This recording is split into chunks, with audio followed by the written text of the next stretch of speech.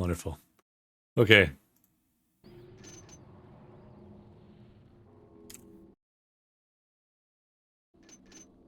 So, I believe we are 5 missions in. So now we're up to the sixth mission. We had just completed the brand,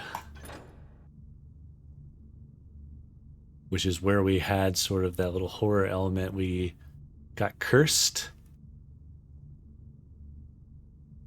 and might have access to some level of like magical ability, at least to see and see certain runes and magical effects and open doors and things that might otherwise be locked. I don't know. I'm curious what's going to happen next. So let's see. I've noticed it gets real quiet during these cutscenes, so I'm going to actually temporarily crank it up.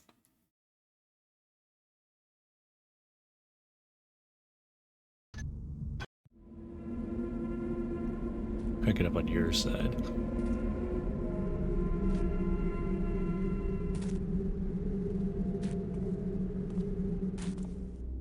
Hey, you're you, right?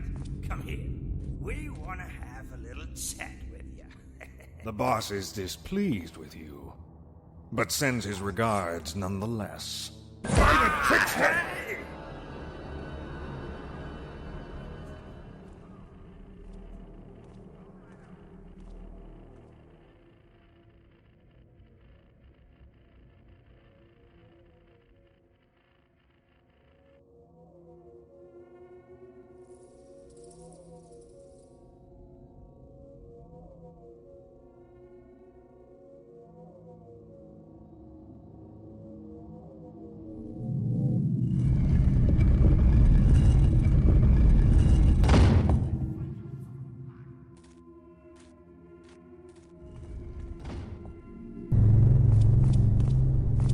Whoa.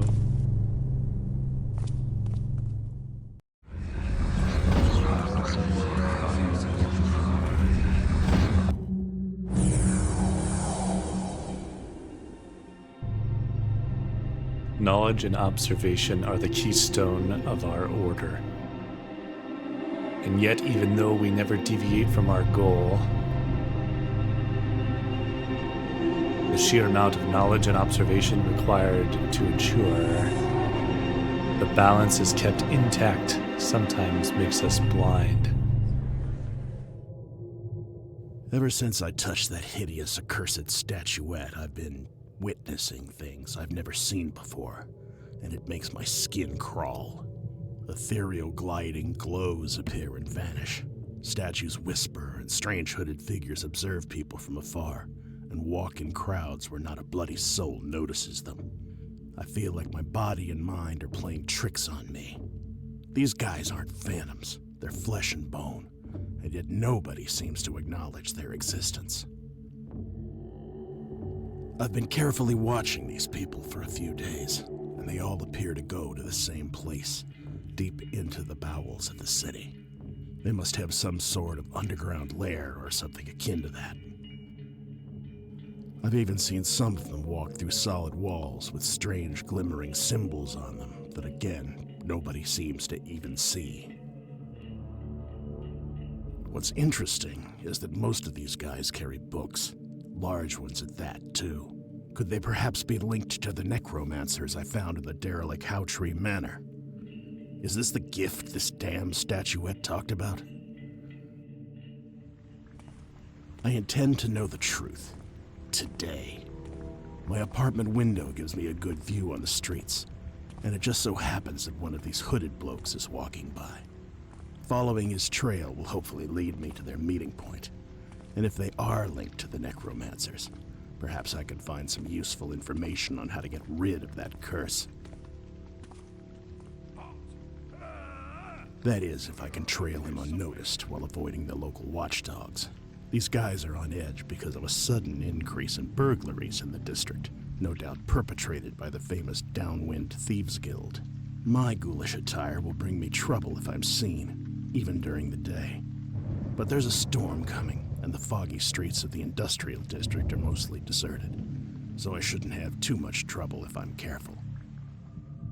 I have no idea what I'm going to find by following this guy, but it's certainly better than staying here and waiting for a painful death.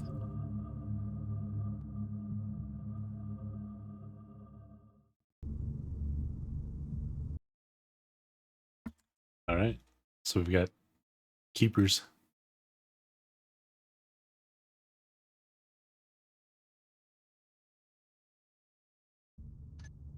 Kept away from view.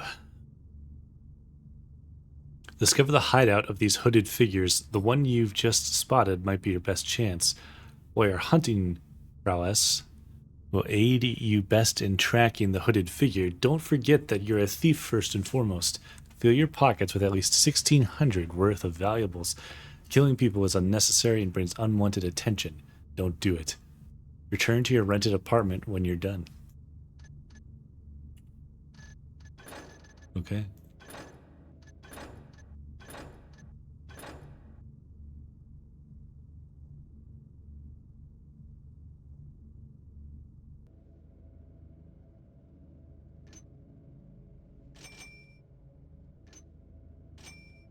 I like flash bombs. I like rope arrows.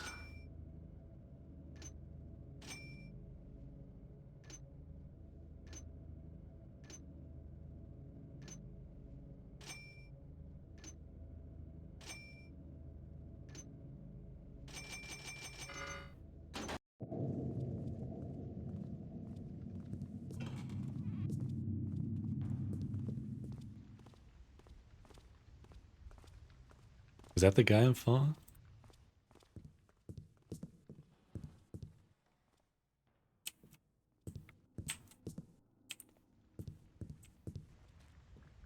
If it is, he's already getting away.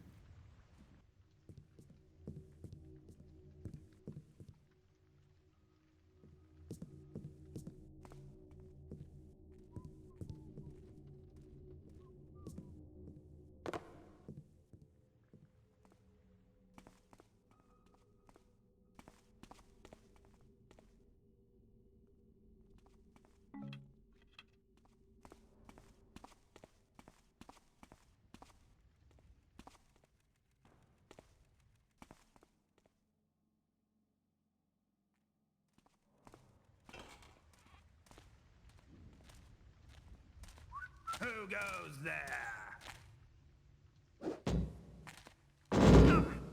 Really? Come back here and fight! I'm stuck.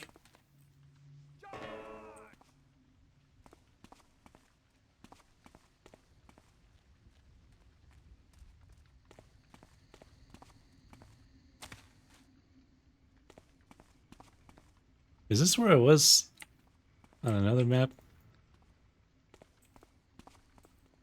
It just kind of looks familiar.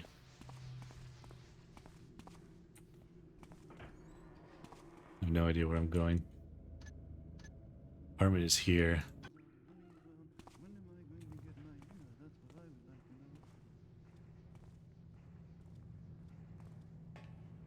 Hello?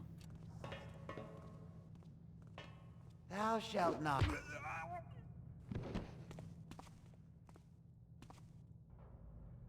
Thou shalt not. What?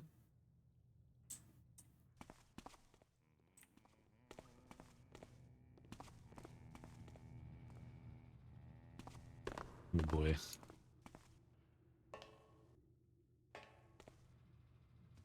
There are many paths to take.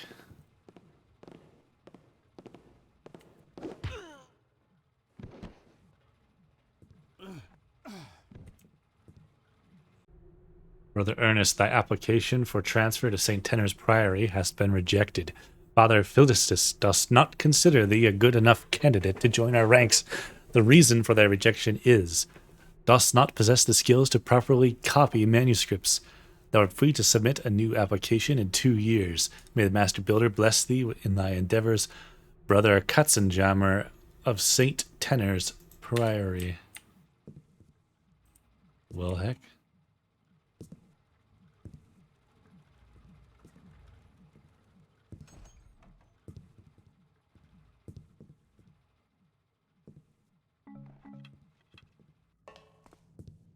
Where am I going?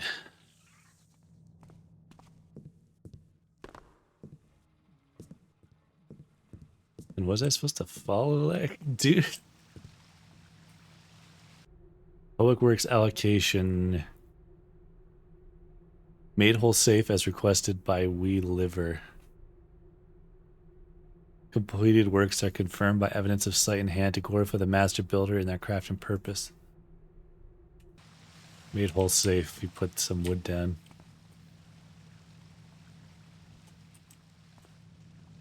Fair. Indeed, 'tis a negligence most foul. That chalice of Saint Graymall, the father of boilers, stolen under his very nose. Father Simon, who is sadly misguided, is trying to help Cardinal Berengier.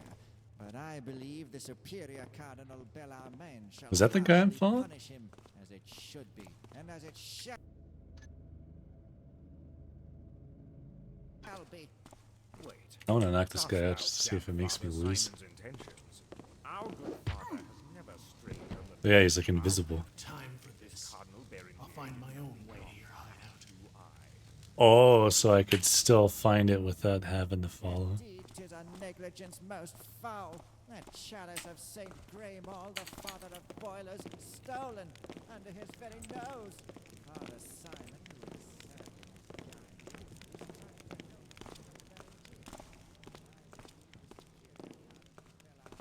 That's interesting that you don't have to follow the guy.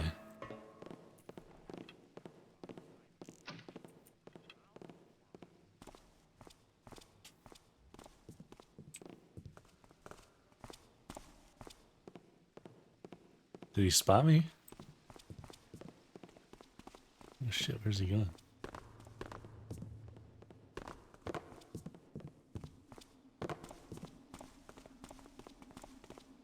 Oh wow.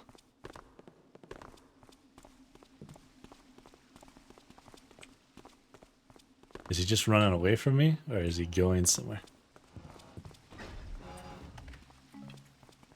Oh. A secret passage.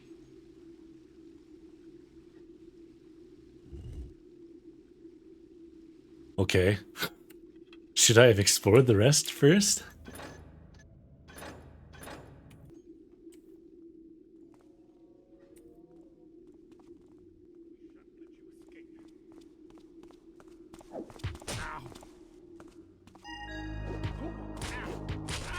All right.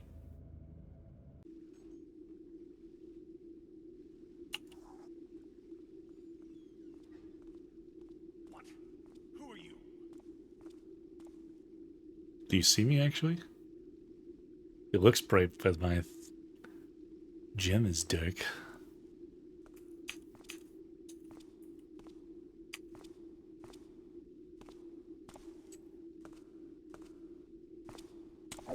Oh, all right.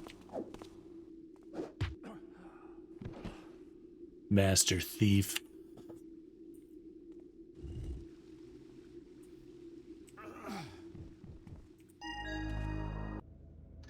What is this place? Be wise to find some information on who these guys are.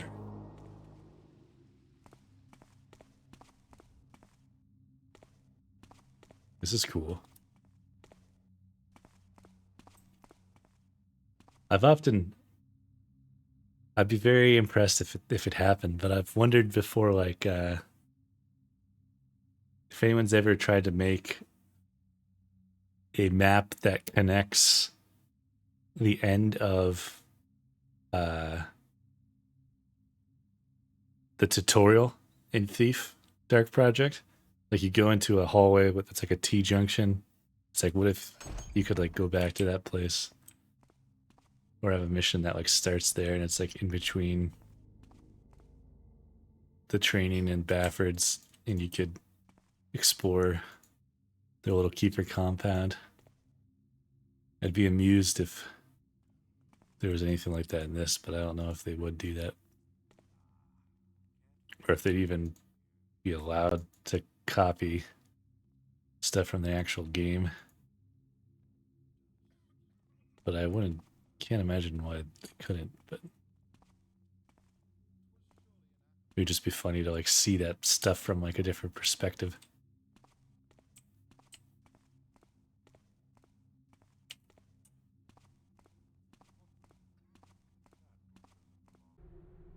Scribe Cedric, we welcome you to the first Keeper's Watch. Your task here will be to assist Keeper Julian with his chronicle on the ancient artifacts found in Kareth Din. You'll find a map of the compound with this letter so you can get acquainted with these sacred halls. We trust you'll prove an excellent acolyte, yours in knowledge, superior elder Nathaniel.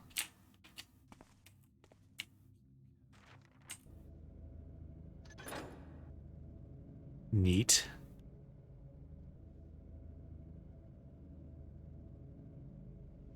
Where did I come in from? Oh. Hall of glass, stairs to dormitory, north tower, elders' offices, scriptorium.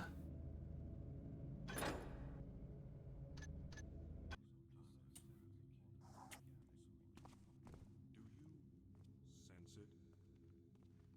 Sense what? This peculiar aura, all of a sudden. Yes.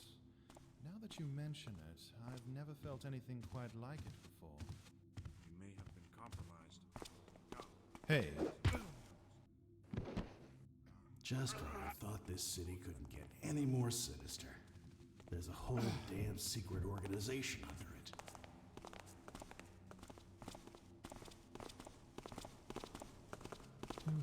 Who are you? And what are you doing here, intruder? Ouch. Ouch.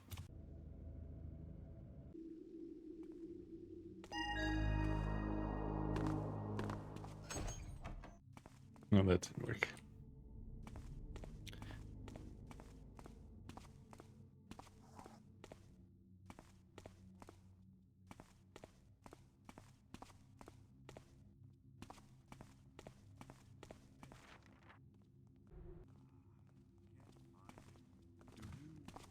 Sense it? sense what? This peculiar aura, all of a sudden. Yes. Now that you mention it, I've never felt anything quite like it before. We may have been compromised. Come, let us inform the others. They don't Just when I thought this city couldn't get any more sinister. There's a whole damn secret organization under it. Who thought it was a good idea to merge the Carathdin antiquity section with the modern paganic one? I mean, come on. Of course that myth was right.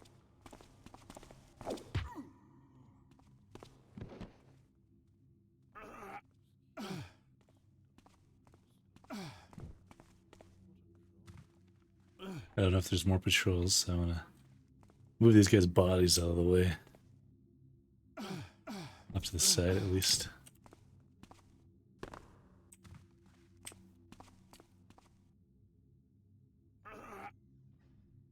This place looks really cool, though.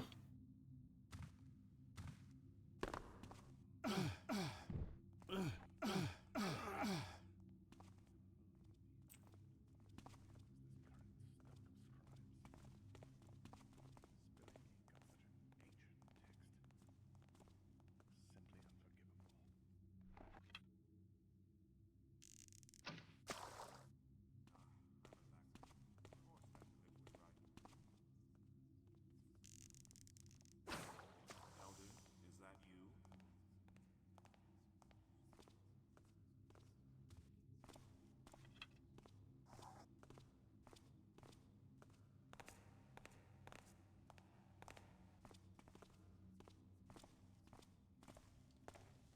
You cannot hide from us, keepers.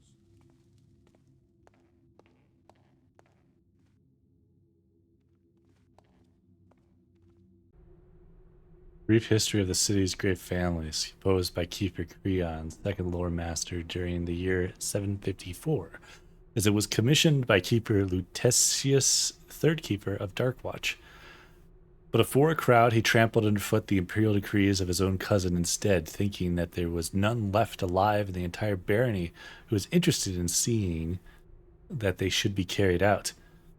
Because of this particular event, the heritage of the Black family's blood lineage was the issue of ambitions and interests that went way beyond simple blood feuds between powerful families, for the Baron and the Emperor were willfully engaged.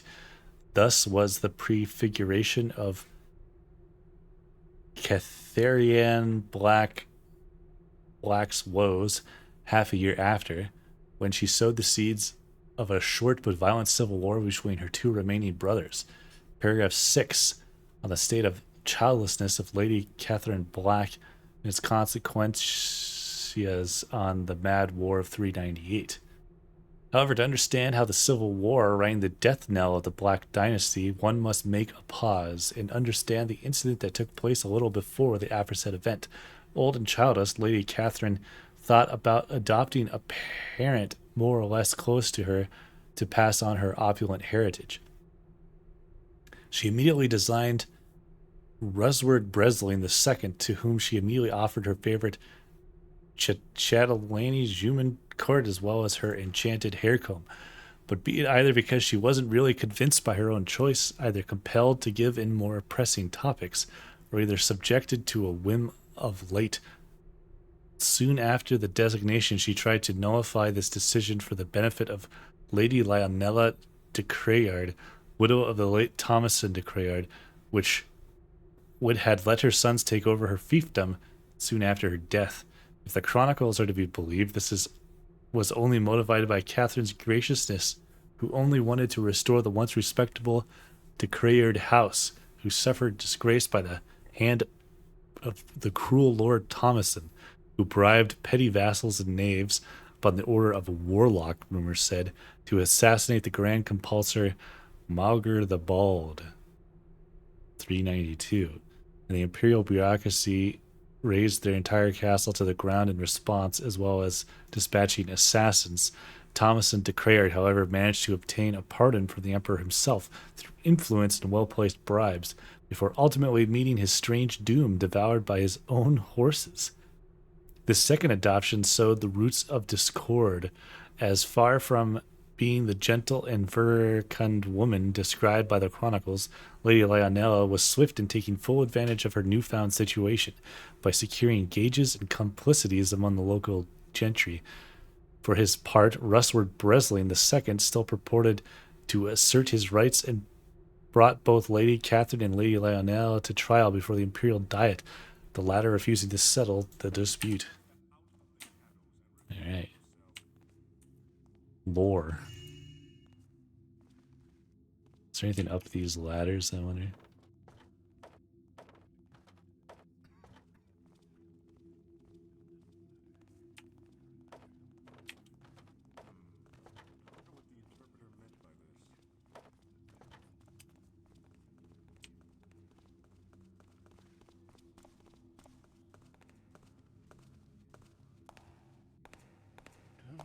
Who's that?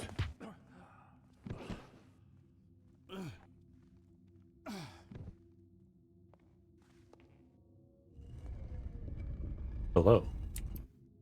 Hey, Zach. Secret path we've just discovered.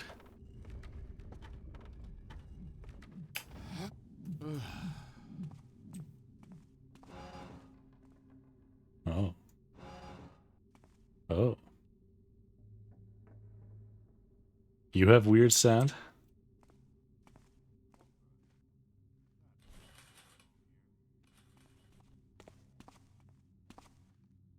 Hopefully it's not.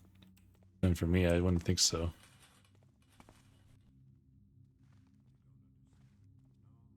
I did have to change some of my audio. Who goes there?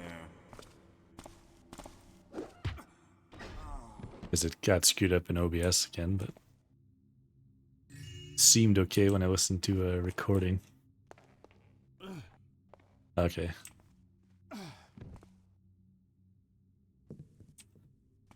Hope you're doing well. Hope Christmas and holidays or whatever you're up to was good. Oh yeah, you've got a 2 PC setup, don't you?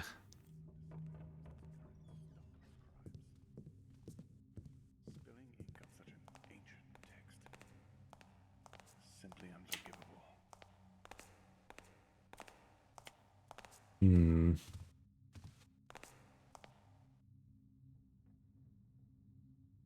Twice the possible problems. True. I guess I'll use my rope arrow. I could probably land on this and not get hurt. What?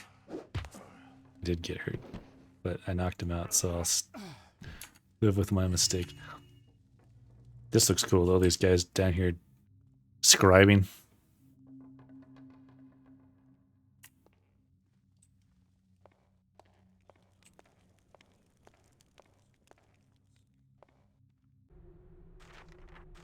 History of Jalombo. Located far to the south beyond the arid waste, the kingdom of Jalombo draws to it the travelers and merchants with its wealth and power. The oldest trace of the kingdom dates back to 215. The territory was inhabited by many nomad tribes fighting for control of land and water. In 250, the war chief Munsa ar-Rahman, is it Araman the First, the Wise, from the Janya tribe, managed to take control of the Great Lake Yeremiah and started building the first city of Jalombo, Munsaduba, which became its capital. The Janya territory officially became the Jalombo Kingdom in 252 after the union of Munsa Araman's son Magan Araman and Kita Hazim, ruler of the Jalombo nomads, who had the rest of the territory under their control. Jalombo was discovered in 349 by merchants from Blackbrook, who lost their way in the southern desert. Upon returning to their home city, they brought with them an impressive amount of silk and spices. For some reason, reading this is making me want to play Outward. Because I was thinking of that like desert city where you like die in the desert if it gets too hot, and that game was terrifying. They spoke of a mysterious land with towns built of red stone and numerous sculptures made of pure gold. At first brushed off as a mere tale, the existence of the kingdom was confirmed when a caravan from the south reached Roxburgh with a vast amount of gold, said to have ruined the value of coin for 5 years. In modern times, Jalombo's relations with outsiders are entirely limited to trade. The Jalambee's economy is primarily based on the export of gold, jewels, and spices, but also ornamental weapons from the forges of Jolgallo. Despite Jalombo's nomadic origins, no hostility is ever observed.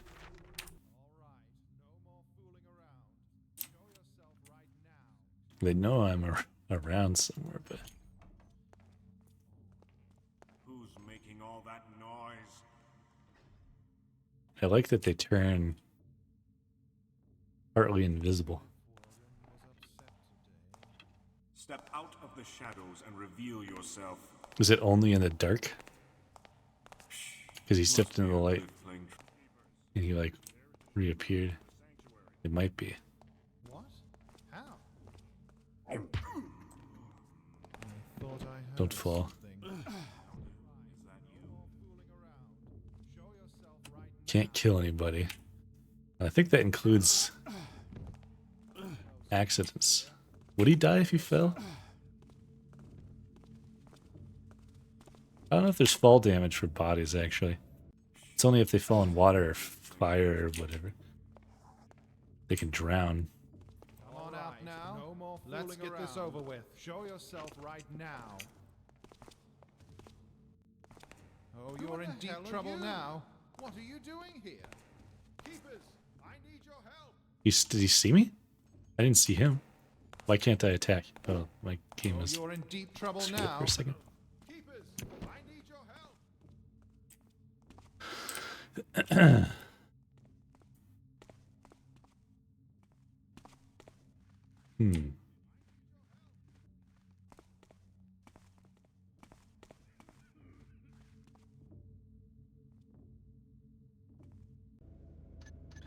Not sure where I am.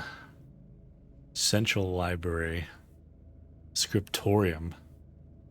I might be somewhere around here then. If this is that round council tower, perhaps. Yikes.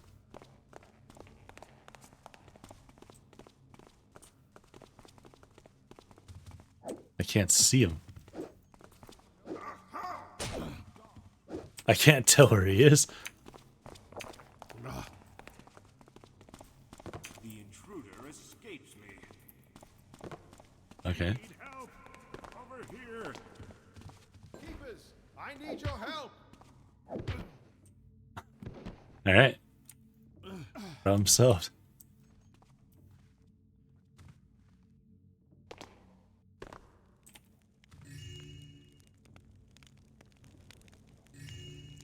Oh.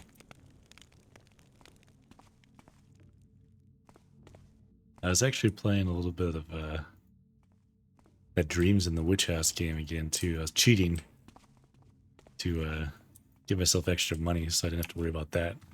Because there's still like a lot of stuff in that game. I've never actually beaten it. I've just like gotten multiple versions of the bad ending where whatever elder god it is awakens and destroys the world or whatever. But it would be cool to see the other endings.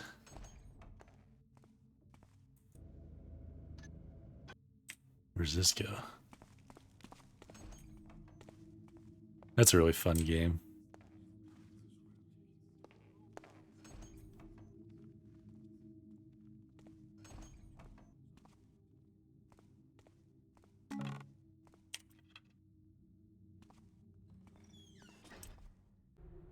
In response to your previous message, I do not like the way Third Keeper Orland aggressively eyes the position of First Keeper.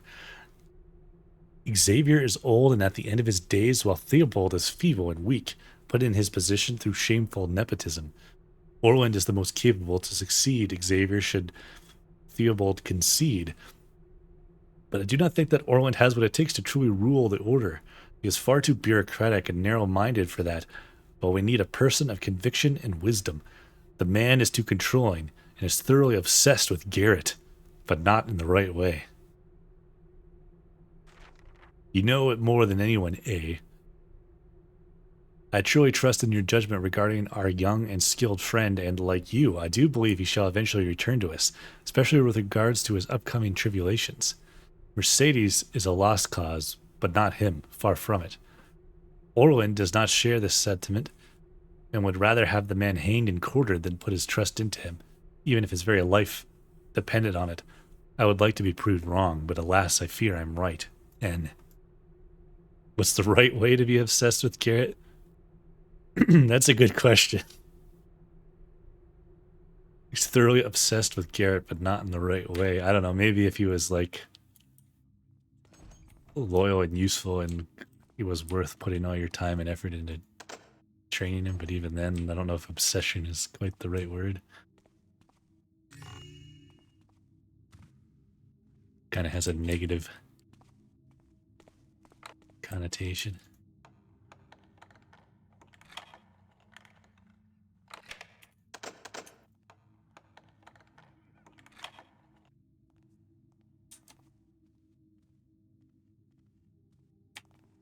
Are they below me or are they coming towards me right now? He's coming towards me. What was that title again? I heard him coming. Compendium of City Street Bar.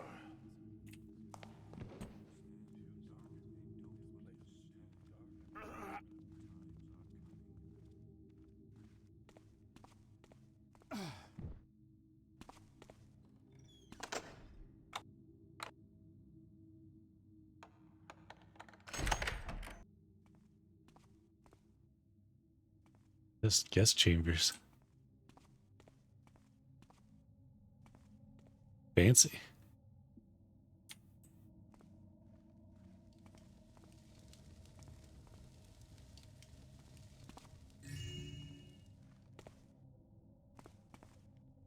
A letter to the translator. Let's look around first.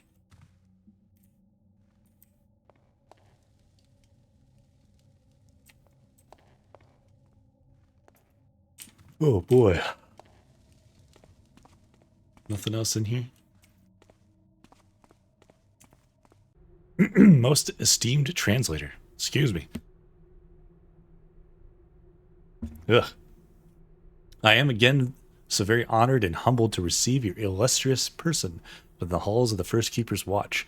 You already know it, but I grant you free access to all the books we possess in our archives, including the rare and potentially dangerous volumes found within the restricted library. I will provide a ring key to the restricted library when we meet in my office, which is found at the top of the central library. Ah, a fellow keeper shall be posted at the entrance should you need assistance in your quest. Yours in knowledge, Superior Elder Nathaniel of First Keeper's Watch. So there's a key at the top of a tower. I guess we could hold on to this in case we forget. But I probably have to get... Because what am I trying to do? Steal stuff? Find more information about it, which might be in the restricted library? Who knows?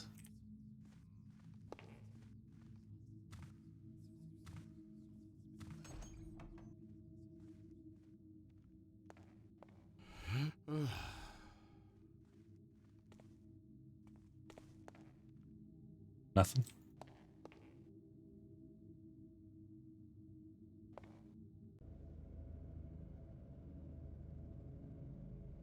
Guest chambers. Okay. Hall of Glass. Entrustment Tower.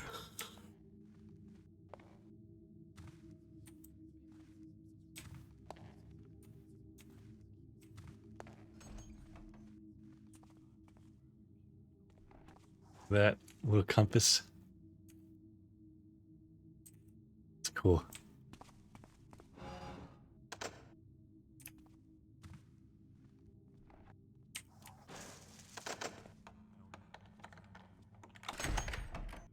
You're... Okay. I didn't expect that. Surprised to let me knock him out. Oh. He's got lockpicks. Hey there, Mary Thief. Welcome.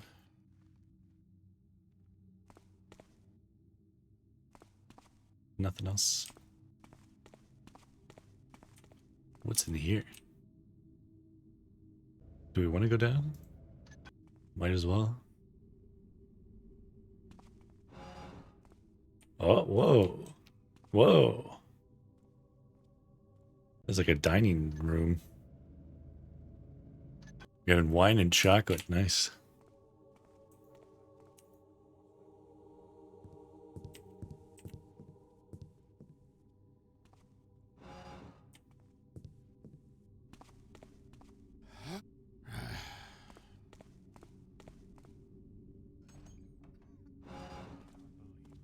And just wandering around this place. Hey, all right, no more fooling around. Show yourself right now. This is no place for you. Be gone. Oh, I didn't mean to. Please don't shoot me.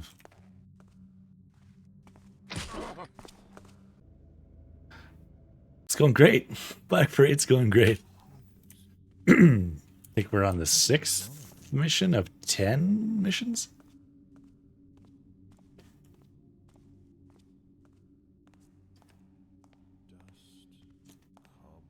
So I'm very curious how the rest of it progresses. Really digging it though.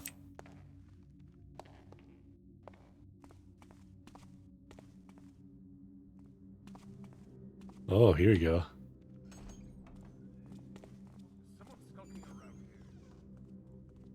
Did they do the thing that I was talking about?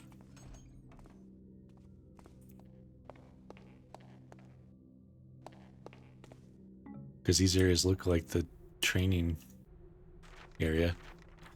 The Syrian cut, a spleen surgery method. Make 4 gashes 10 inches long of the heart with a thin blade. Remove 2 ribs using a cleaver. Remove the damaged spleen and apply 5 drops of balm oil onto the arteries before stitching.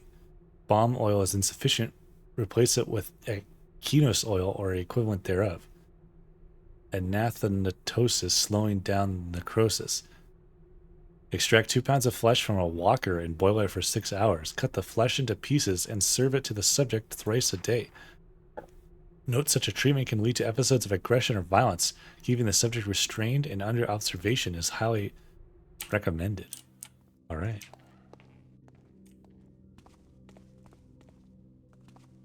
I was saying before, though, it'd be cool to see an area, like to go back to like the training area, like Thief Gold.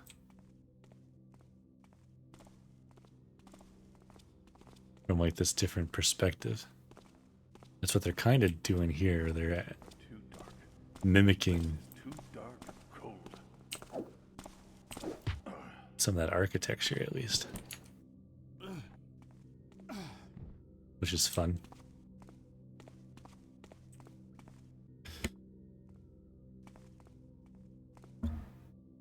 Ugh.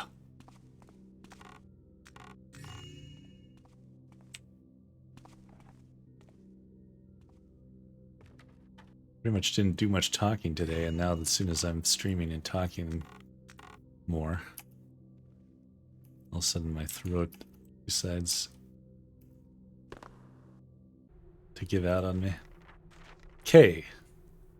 As much as it pains me to see that the standing part of our ancient downtown sanctuary has been a cat house for a few years now, the invaluable knowledge within its books squandered and used as fuel for the fireplaces, being able to watch the new occupants through the statues is a blessing for our pursuit of careful observation and chronicling.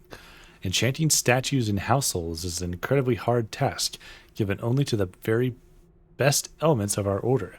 But what are the odds of a Dara Keeper compound being used as a hotspot for all these decadent nobles, all these secrets ripe for picking? So they're enchanting statues to watch people? As far as I could tell, the tower complex has not been reached by anyone yet, except an old tribe of Craymen. The cave-in and the subsequent flooding about a century ago were the perfect opportunity for them to proliferate. The scriptorium statue does not permit me to see how ruined the tower complex is, nor am I able to see anything else except scattered books on the ground, cobwebs, and blue pincers. The other enchanted statue lies at the bottom of the cave in the soil. I wonder if the Chalice of Souls is still there. I think it's about time you and I mounted an unofficial expedition and retrieved our precious tomes in this artifact. Just imagine how handsomely we would be rewarded. The Chalice of Souls. Celine. You wouldn't believe the sort of things that happen here. Recently, I was crossing the Hall of Glass when a figure ran toward me in a state of total shock. It was Keeper Oliver, trembling like a terrified child, his features sunken as if in death. The few of our brethren guided him to the infirmary as he screamed hoarsely and without rest, claiming that he'd witnessed statues moving and speaking in voices to make your skin crawl. I can't imagine this sort of breakdown taking place at Darkwatch.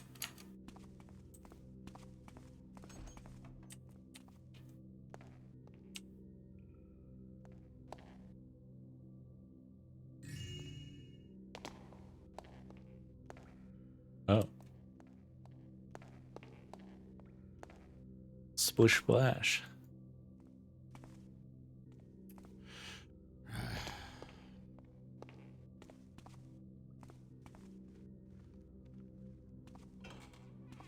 They even got reading material. A compilation of Hammerite treaties. Whereas the said peasants have been notified and informed by the Holy Council of the Hammerite Order's said envoys, it was the decision of the Order to limit and control the seed's nature and origin hereinafter mentioned, and to take an oath on the good intention, and to ensure peaceful trading relationship between the Order and their village. The said inhabitants of the village aforementioned do agree to cover, modify, or destroy any icon fetish or symbol described as impure or tarnishing, according to the Hammerite Order's principles. Also, do they agree to accept to order the Hammerite Order's holy hammer icon within their village hall?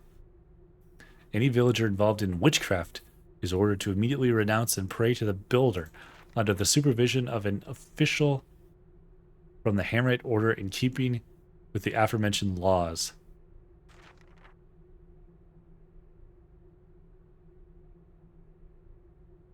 This is nitpicking, but it bothers me that it's Hammerite with a Y, and then here it's Hammerite, and then here it's Y, and here it's I again. And with a view to show the satisfaction of the Hammerite Order with the behavior and good conduct of the villagers to this treaty, the Holy Councilman of the Hammerite Order, through its envoys, makes them a present of 10 pounds of nails and hammers for each inhabitant belonging to the village here mentioned. We'll give you nails and hammers.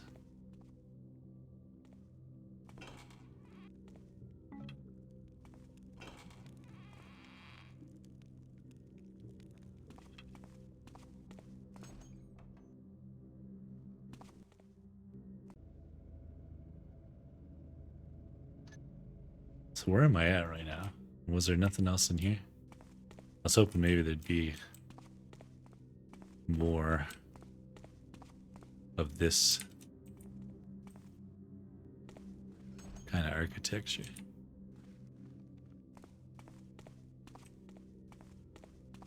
But it seems like that's all of it.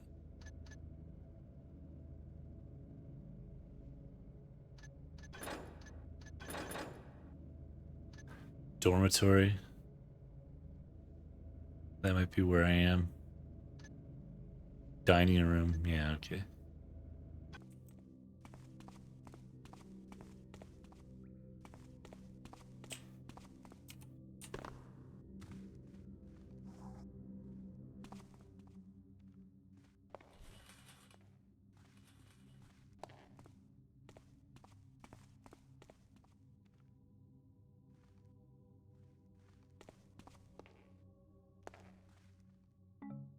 Ah.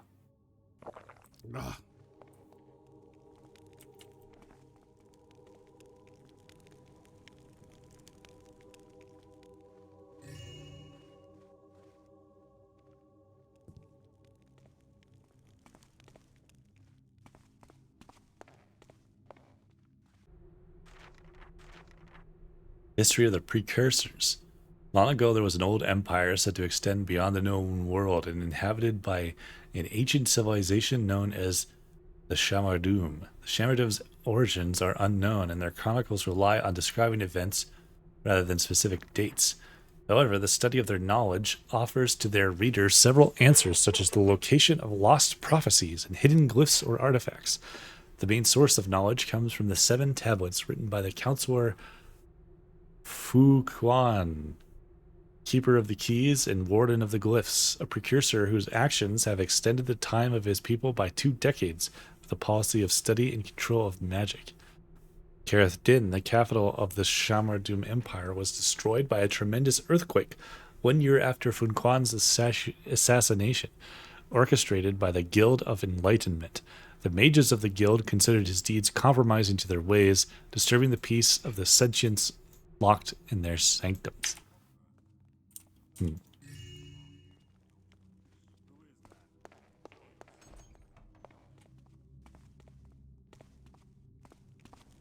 I imagine I need to get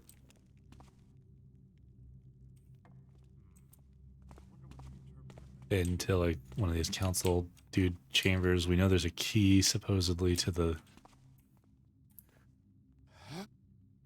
forbidden books section. Who goes there? These ancient halls are getting to me. I must concentrate.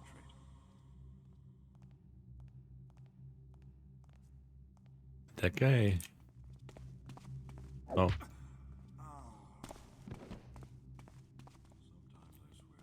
Stop this racket. You're not one of us.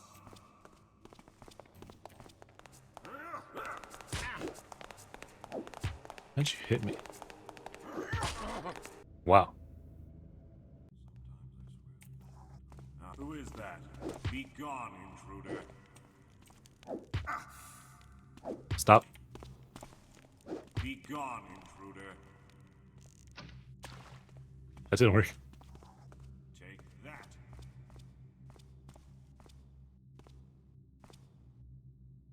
Stop turning invisible. Who are you, and what are you doing here, intruder?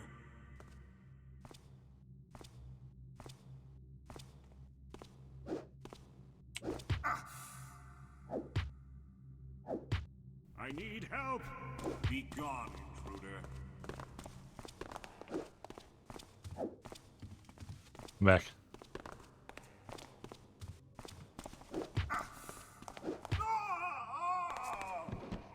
Did he die?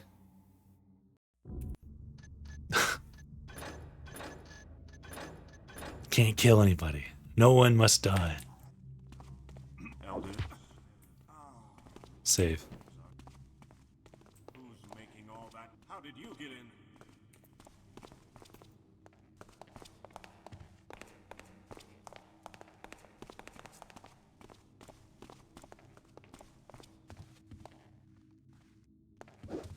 Can't see you.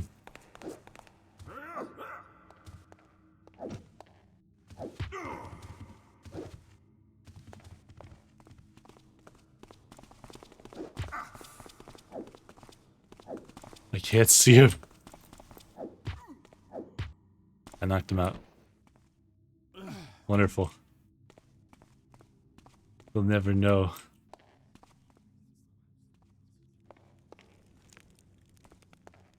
Yeah, I'm not sure. Did I do this before I died before? Still that candle? Yeah.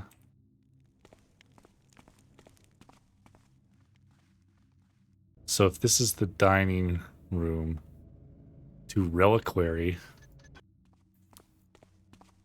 sounds like valuable stuff would be there.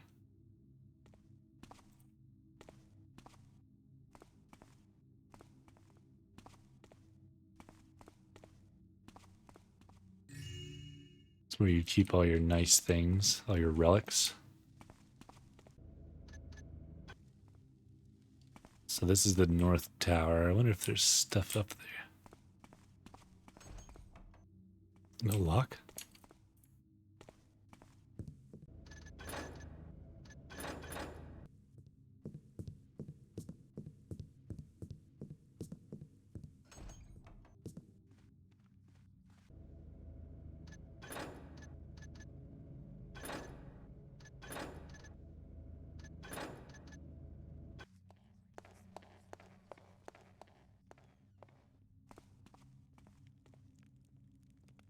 Hmm.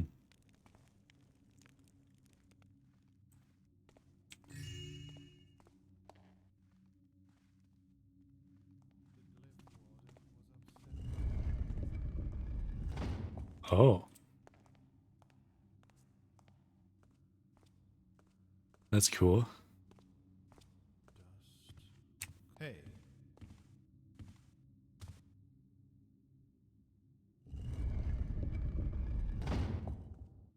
No one's here. all right, no more fooling around.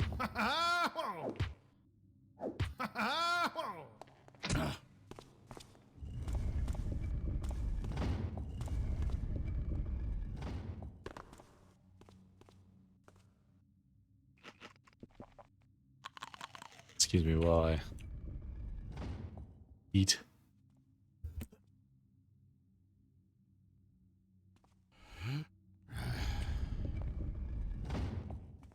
Where'd you go?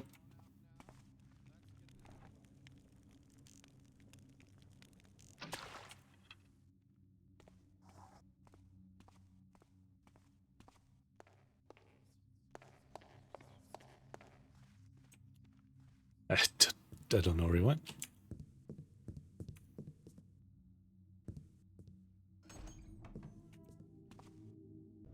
Did this say it was going to the reliquary?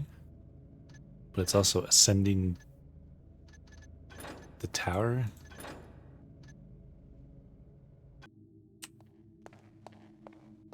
Hmm.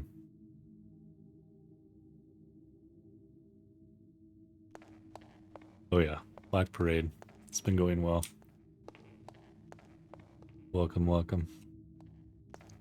Reliquary. Can we pick this? Yes.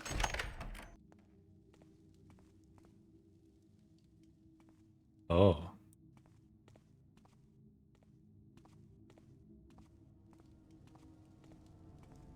Oh.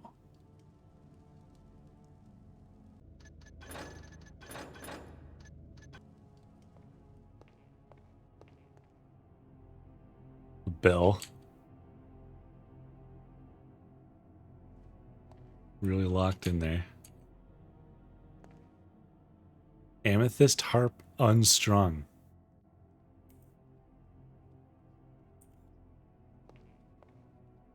Little pan flute. Someone coming?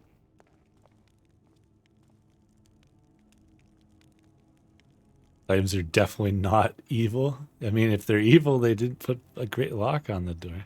Wonder what this harp does, if I can find the strings. This must be like a little side quest or something.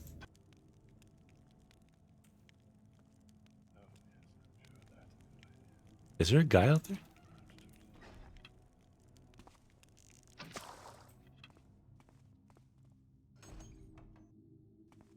Hello?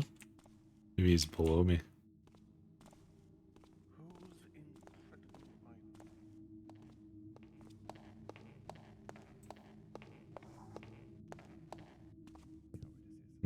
Okay.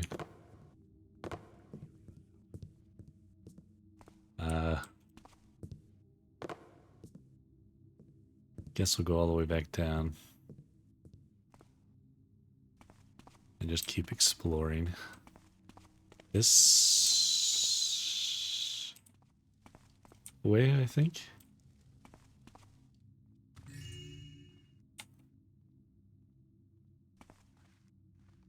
Oh, this is where I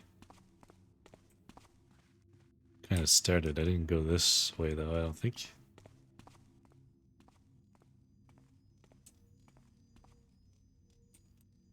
Yeah, I thought that was really interesting that they can turn invisible like they do.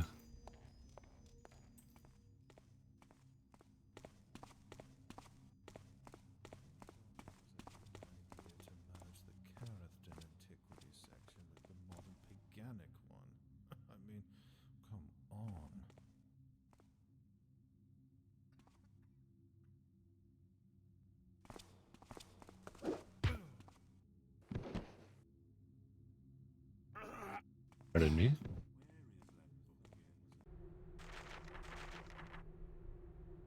Observations on the city wardens, Anno 820. The year 820 was particularly bloody, and the power balance between the crime overlords of the city was at its most fragile.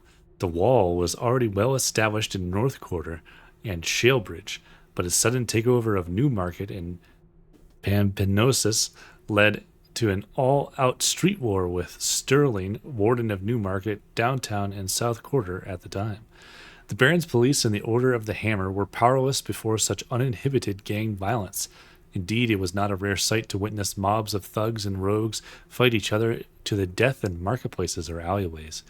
Sterling had secured an alliance with Ramirez, warden of Hightown, a few years back, but the latter had already betrayed him by Fervidor, sensing a turn of the tide, and had been supplying reinforcements and equipment to De Wall in secret. This conflict lasted until Veneficus, when De Wall definitively took over Sterling's territory, had him executed, and gave South Quarter and downtown to Ramirez, establishing him as the second most powerful warden after De Wall. Another less bloody but equally important conflict happened in Recidivus between Lord Mayor Hegemon Broderick and the short-lived Waden, warden of Stonemarket, and Lower Locks at the time. The young but ill-tempered crime lord had been warden for only 4 months, having assassinated the previous warden, Leonid Broderick, brother of the Lord Mayor, in his sleep. Widely unpopular amongst his men and subordinates for such a treacherous act, They quickly secured a secret alliance with the Lord Mayor, who was not particularly versed in crime, but still had ties with other wardens thanks to his late brother, and had Waden gruesomely assassinated in broad daylight. Some say a beast slew him, but a more plausible explanation is a group of thugs brutally murdered him.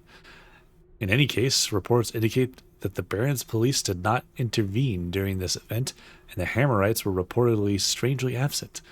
Broderick's reign, however, turned out to be as equally short-lived as Waden's.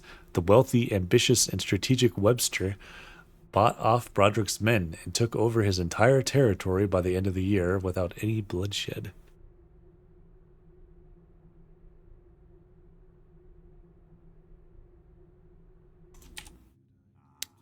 All right. Another book gone. It's the 8th this month. What is going on? This is very troubling indeed. Which one is it this time? Collected Observations on the Hand Brotherhood, Volume 16. And the Master Archivist Registry states it hasn't been borrowed for many years, but it's gone, vanished. Yet another book on the Hand Brotherhood disappearing. This cannot be a coincidence. Something Hand is Brotherhood. amiss. I've also heard reports about disappearing books in our Stone Market compound. This must be submitted for an investigation now. Don't fret, Acolyte. I shall talk to the Elder about that as soon as possible. We must protect our knowledge, after all.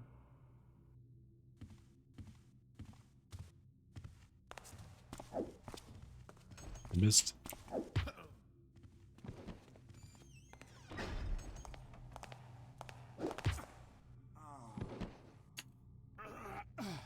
But yeah, the invisibility effect's pretty dang cool.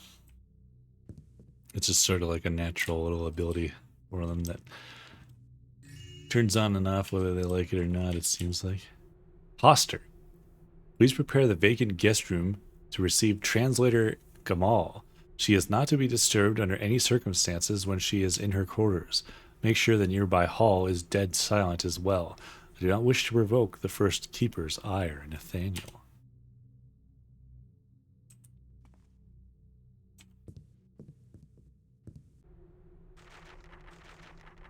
So much reading. On the matter of Lady de Yarwith's letters. A thesis by Keeper Leopold. In 708, however, Cathal Printing Company published what they claimed were letters of the very secretive Lady Eustacia de Yarwath. Lady de Yarwath was well known for suffering from the falling sickness, hence her seclusion within her mansion. However, the letters recorded an entirely different person. During the Black Fog of 687, when she was still a young girl, Lady de Yarwath was inducted into the mysteries of the Honeymaker Beast, a paganic cult created by her ancestress. The letters continued with her growing role as a member of this cult until she was in command of a vast network of witches covens all over the city. Naturally, the publishing of these letters was not seen as a positive thing. The Hammerite clergy denounced them as blasphemous. Lady Yarwith herself refuted them, and the company who published them issued a retraction. The letters were dismissed as a foul calumny. The public was all too eager to believe the story of the letters were but a gross vilification designed to ruin the crippled lady's name. Certainly, the shame was enough to make many members of her family abandon her, journeying to Roxburgh to leave their past behind. Lady de Yarwith herself remained confined to her manor until her death 2 decades later. In truth, the letters were completely genuine. Lady de Yarwith's illness came not from consanguinity, but from taking a strong hallucinogenic mushroom, and many of the rituals described within were authentic, ignoble religious ceremonies which are too dangerous to describe, in addition to having been contaminated with materials providing a rudimentary hint about our existence. Fortunately, few records of the letters remain. The guildsmen's riots of 709 and the great book burnings of 716 that followed resulted in many copies being destroyed, and the Cathal Printing Company only had a single copy left when Keeper Gale managed to secure it from the guild house at Duskmore. By now, Keeper Separis estimated that only 3 copies are known to remain, but they pose no threat as they are now locked in private libraries Owned by reclusive lords.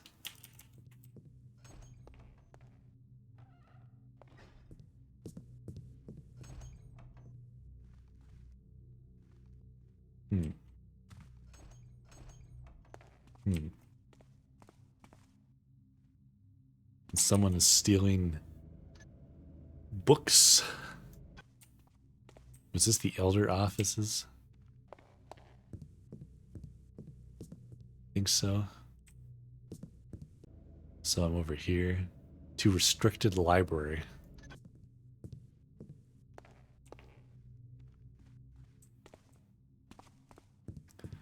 Which I might not be able to get into. You enjoy playing games. An unwise decision. Without a key. Based on what I read. Oh. Oh. Yeah, okay, we need a key from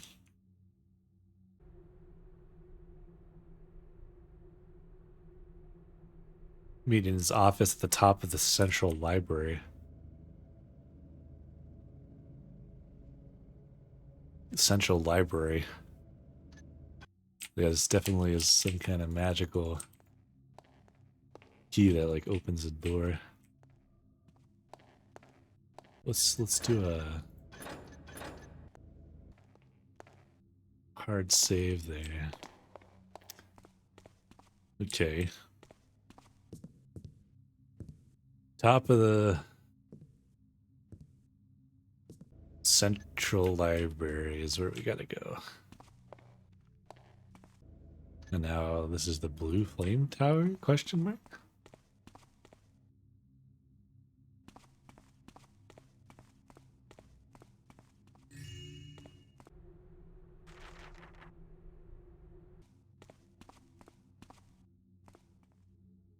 Can I go back and then over?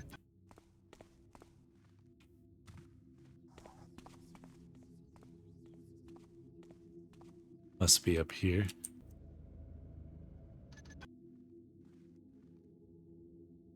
Somewhere.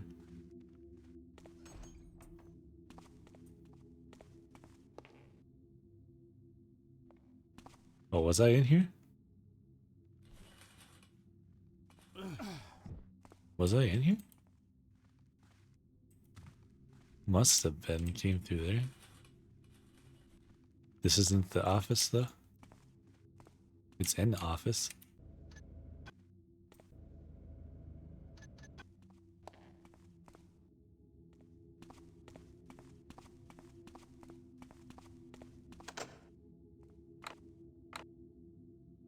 Hmm.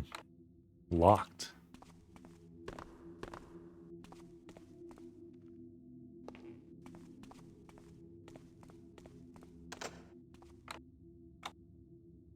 Also locked.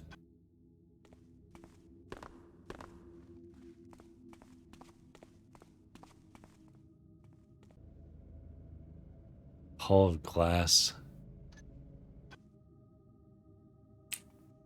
Okay, yeah.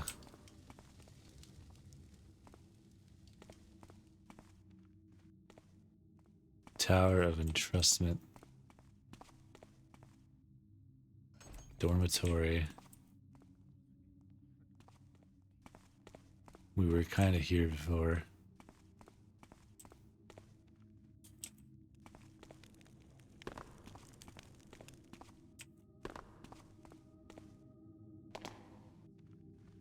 Yeah. But we can't get up there. None of these guys have had keys on them or anything.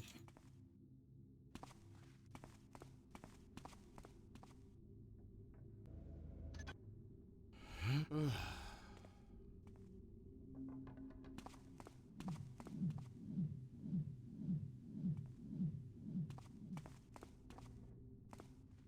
think this would be somebody's office. In which case the key would be here, but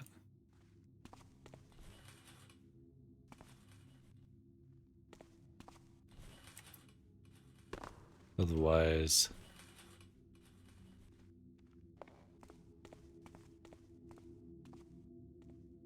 Office of the Master Librarian.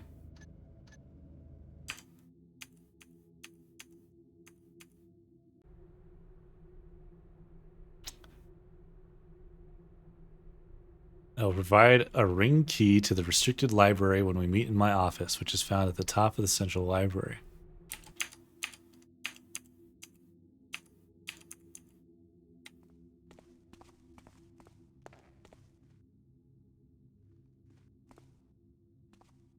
Is there something I'm missing?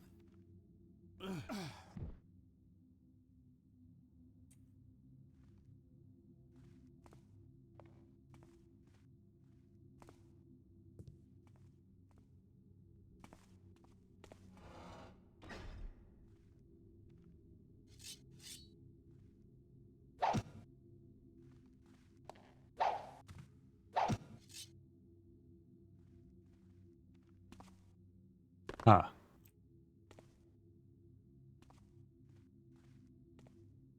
You'd think it'd be on the guy or in the desk or something, but I'm not seeing it. So what could it be?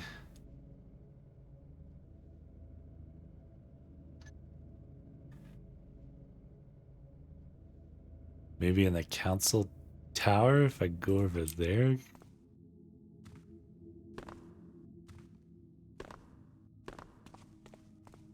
Is the south tower?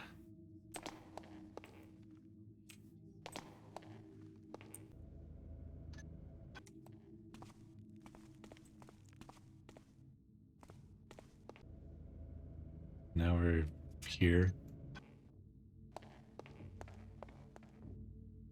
There's something on that chair.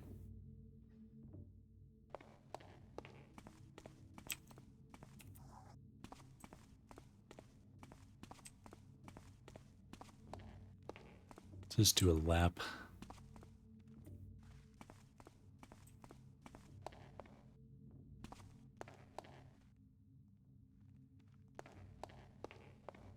We've been here before. None of these guys have keys or anything though.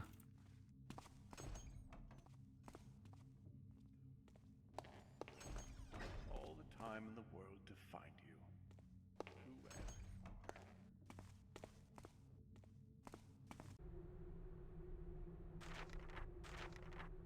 On the study of primitive civilizations of yore and why one of them was better than the others.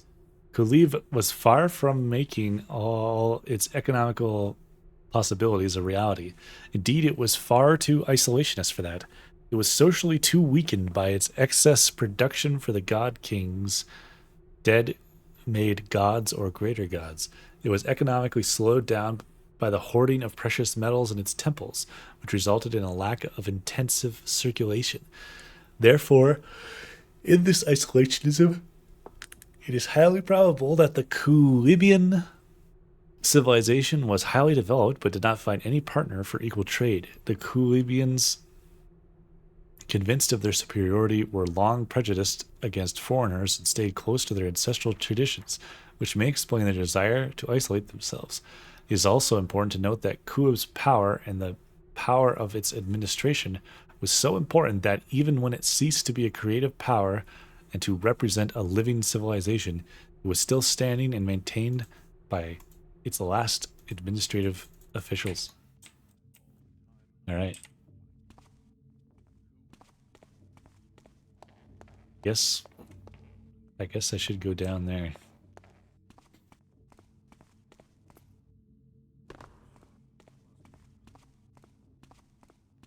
What's this? Office of the Glyph Warden.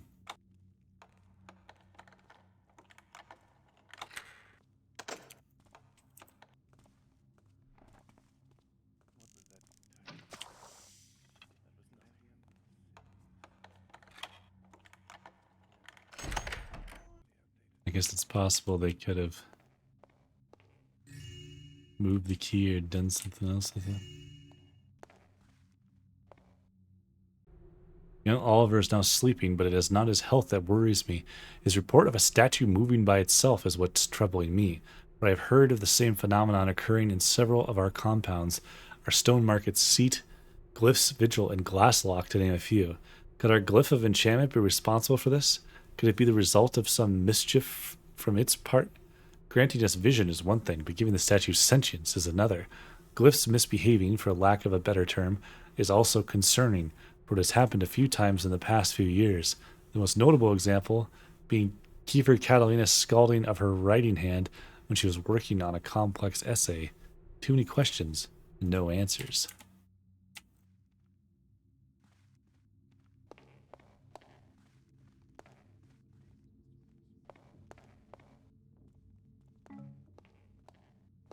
Healing potion.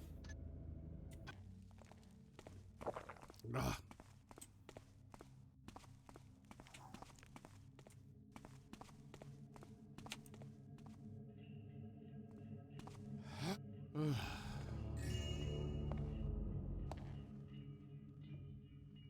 Ah.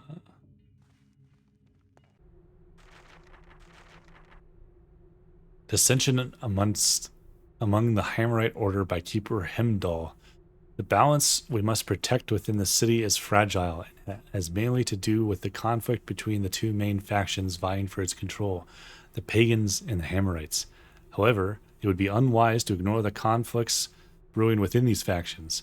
Whereas the pagans are mostly in agreement on their methods and beliefs in their endeavors, the Hammerite order has found itself divided on several fronts. The main school of thought is known as the Builder's Teaching. It is entirely focused on the righteousness of the soul to maintain an organized and active society. Their methods consist of choosing few quality members rather than recruiting a large quantity without scrutiny, and making use of fear tactics to safeguard order and instill respect to the law.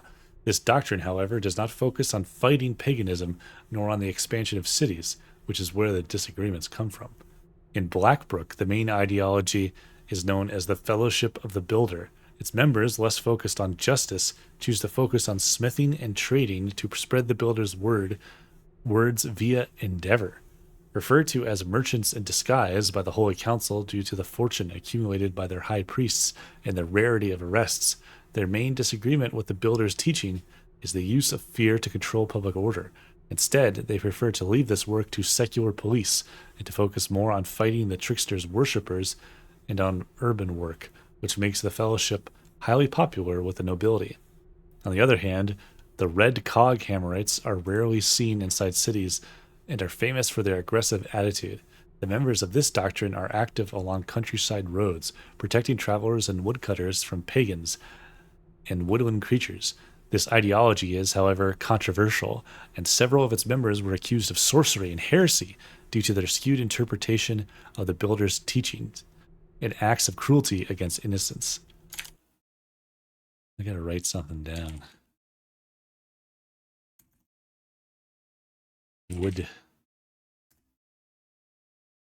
Woodcutters. I just had a thought for like a completely unrelated thing. It also focuses on quantity rather than quality, hired in mass from the order's courts. Besides, it is the only school of thought that does not apply the nymph presumption law, thus freely accepting women into the order. While these three doctrines have complemented each other for the most part, they are slowly shifting towards a schism, especially after the arrest of several priests of both the Fellowship and the Red Cog ordered by the Holy Council for apostasy, a sign of an uncertain future.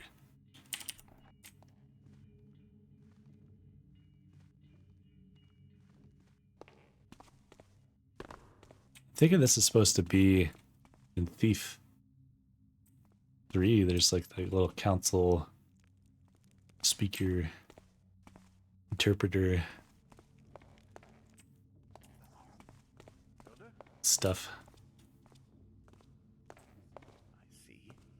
You enjoy playing games. An unwise decision. Or at least something along those same lines.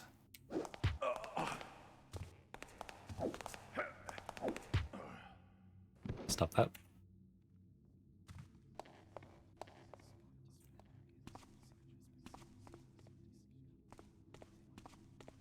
Where would this key be then, man?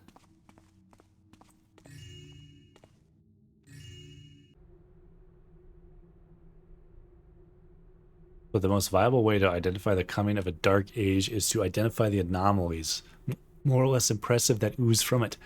Animal downpours, spontaneous burnings, or collective hysteria are only a fragment of the possible phenomena that can occur during such events. The only thing that allows us to differentiate major dark ages from minor ones is whether our order shall be implicated or not. A minor dark age will find resolution by itself, whereas a major dark age shall not only implicate our order, but also a third party known as the one true keeper. Fortunately, the prophecies of old, deciphered by ancient keepers, predict the existence of only 3 such major dark ages. Is that a reference to the first 3 games? That there is no 4th? Now we're back here. Either I missed something somehow in that office, which is not beyond me, or I've missed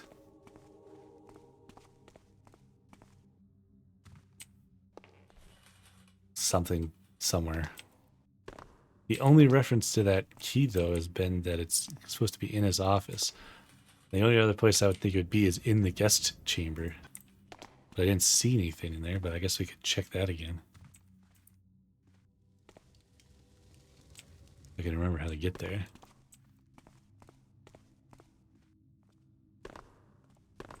This is the stairs to the reliquary, isn't it? Where am I at? 2nd floor, 1st floor. I'm here, I think. I want to get up. I don't know if I ever went to this elder dining room. Did I?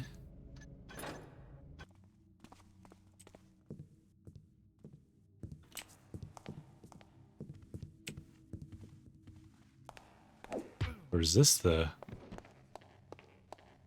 What is this? Oh.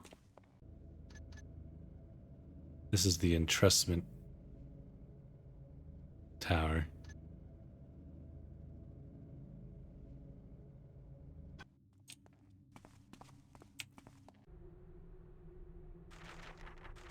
Oh. The Old Quarter Catastrophe and Assorted Documents and Observations. The Cataclysm is said to be a major example of an unresolved Dark Age and its consequences on our order and society. Misinterpretation of the signs not only forced our order to reveal its existence to the Hammerites, but also drew too much attention from foreign powers such as the Hand Brotherhood. The reason behind the catastrophe is still undetermined, but it clearly originated in the Builder's Cathedral, where one of the most powerful sentients was sealed. The many letters exchanged between the Smith in exile and the Council makes one wonder whether someone within that place tried performing forbidden rituals without considering the consequences of their actions. At first, the catastrophe was kept secret, simply referred to as arson by the Hammerites and the police. Only on the 4th day did the public begin to suspect that the fire is much more insidious than the officials claimed.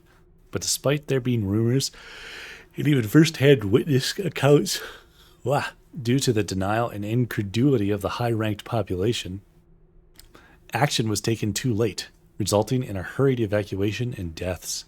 Not only had the event greatly increased social tensions between the upper and lower classes, leading to a bloody riot in the Old Quarter, but also had a devastating effect on the city's economy. The loss of the mercantile quarter, which specialized in bakery and ironwork, led to a massive shortage of bread and swords. In conclusion, the Old Quarter catastrophe is an example of the Dark Age's consequences and the importance of our work. So that's an example of something that could go wrong if they didn't resolve the problems.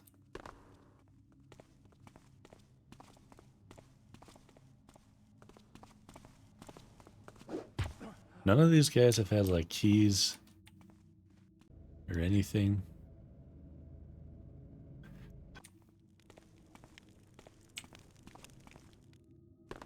This this is here, isn't it? In which case, I want to go south.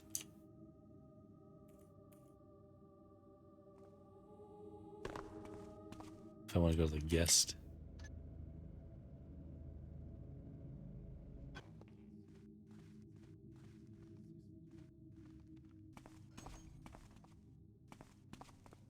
Because the only other thing I was thinking is maybe the key got brought here.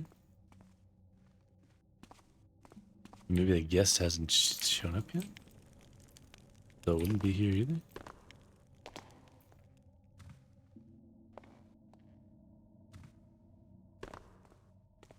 In which case, I don't know. IDK?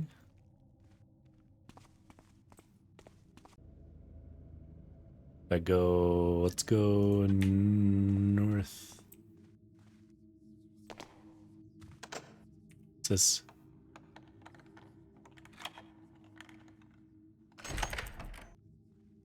Someone's room. Compendium of evidence proving Careth Din's existence. Often referred to as the Lost City, Careth Din is said to have existed many centuries before our time. The large, booming city is mentioned in numerous myths or legends, but what is the actual evidence of its existence? In 367, a group of grease hands were sent into Hightown sewers to fix a clogged pump and discovered a chunk of sandstone stuck inside, a type of stone that has not been seen in the quarries around the city for centuries. 10 years later, a gardener was arrested by the police with a pure sapphire she said to have found in a well in downtown. The marks on the stone seem to conform with the methods used in Careth Din's times to clean and cut jewels. While the discovery of minerals dating back to ancient times could be interpreted as a coincidence, the existence of cultural remains is, however, more pertinent. In 401, a fishing boat caught into its net an ancient statue representing a cray-like entity near Markham's Island, corresponding with the description of an ancient god worshipped in Careth Din. In 409, the fishmonger discovered a few bronze coin rings bearing unknown marks inside the fish she was hollowing out.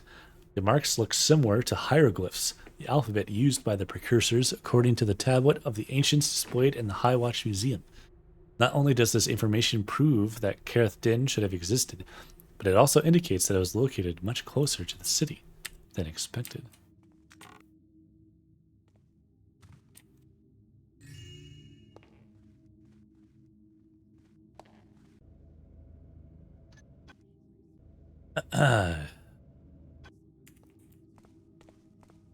Alright.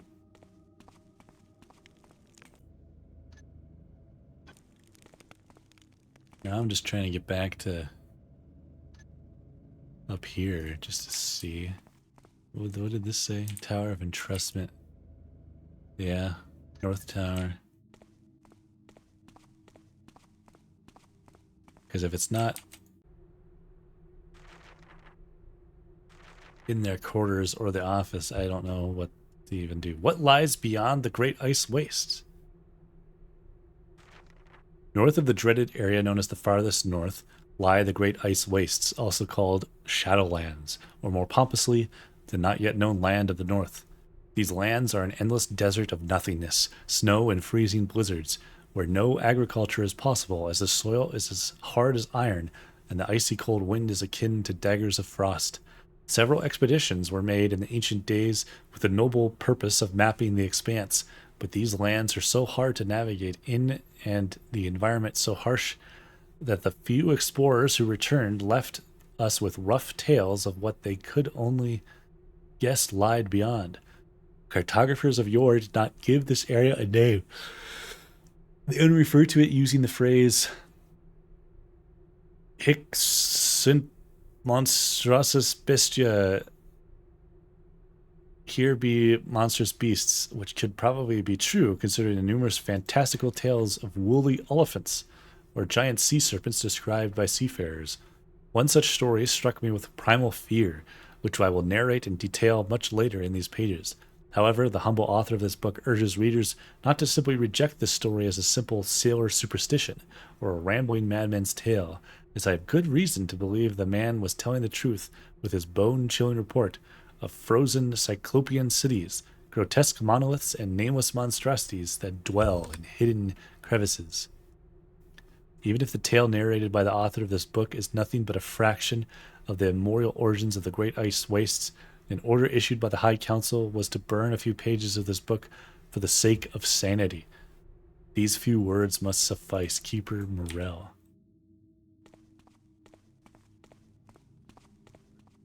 I did not come in here. So maybe I'll find something. I wonder why they live in like it's like cavern area. Compendium of city streets. No doubt its contents are woefully outdated.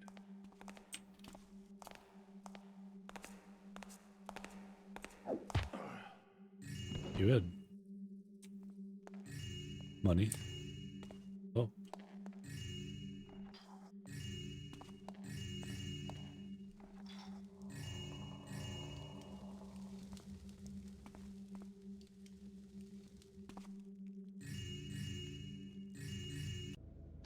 Need 1600 loot.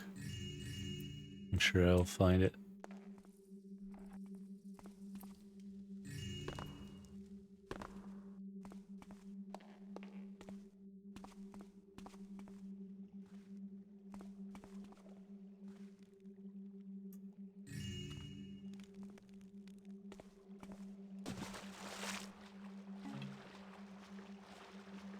Nice hot spring.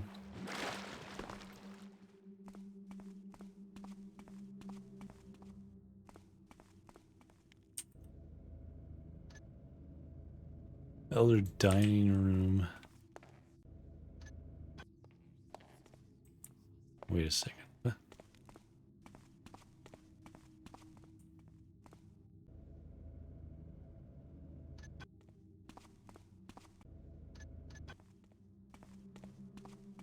Just double check. Room. Okay.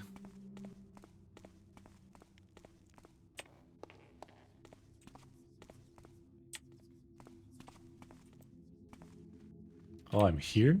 Huh? Oh, okay, I'm understanding. Blue flame tower. I can't get up here. Office of the Superior Elder. I've never found any keys. Maybe this is the room I'm supposed to be getting into then, but then now the question becomes, how do I get the key? Or is there a secret rune path or something? What's nearby it? Can I get in there? Is that it?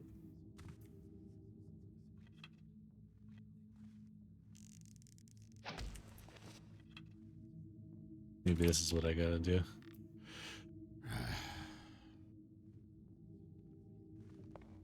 Aha. Aha!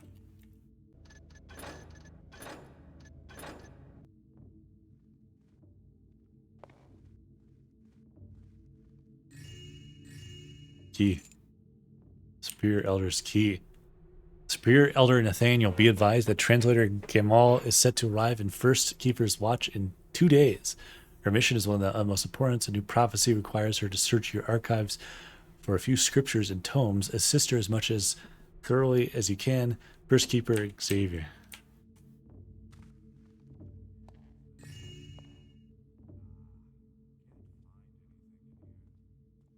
Hold on, I want to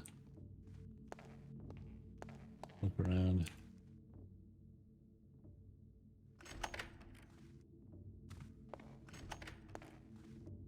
Before I go jumping to my death. Or whatever.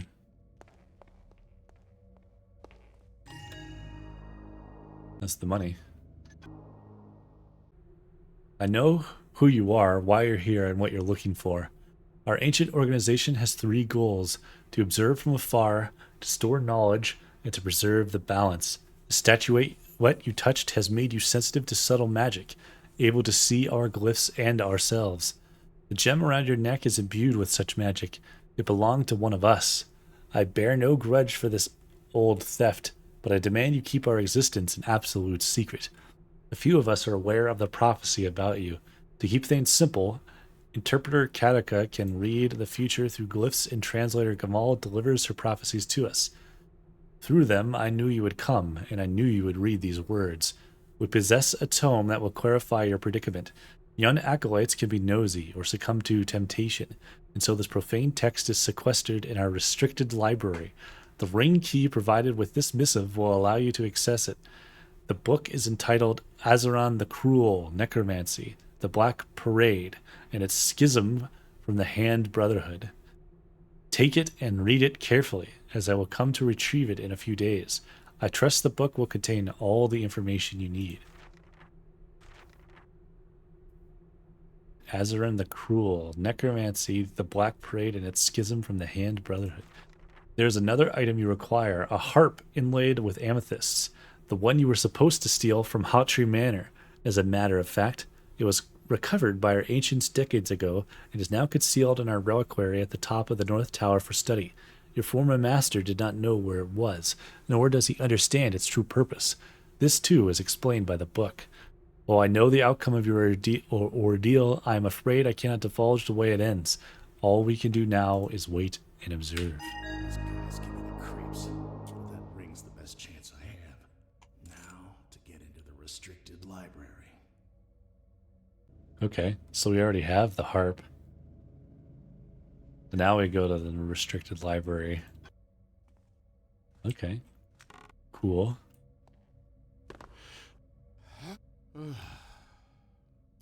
Cool.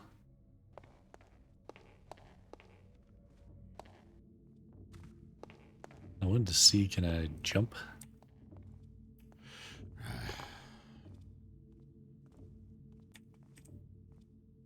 This might have been a way inside too. It's just to do one of these. If this is a place I could even get to normally. I don't know.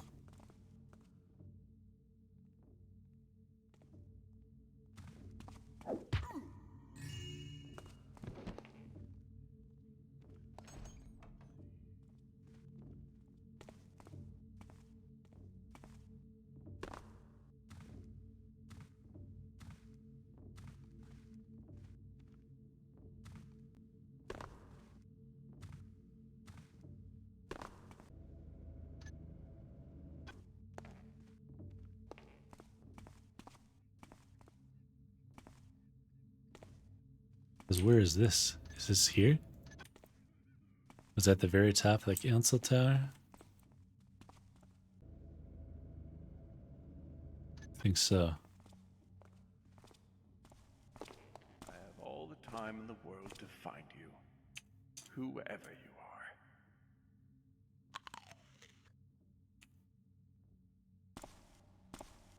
These halls are not for profane eyes. You cannot be... Hey, buddy. Yeah, okay. So we want to go all the way back north.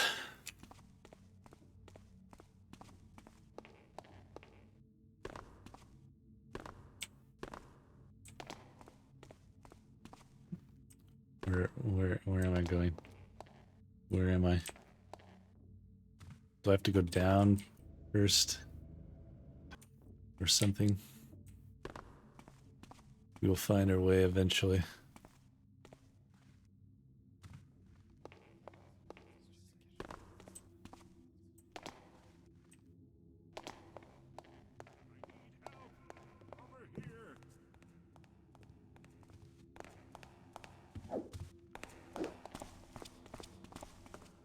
Stop.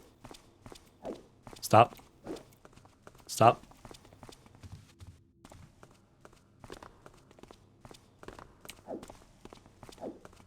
Why can't I hit you? Help! Over here!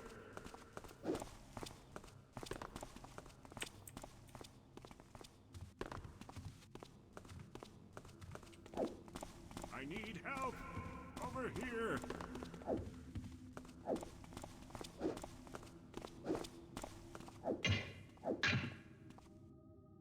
What? Huh? What? Okay.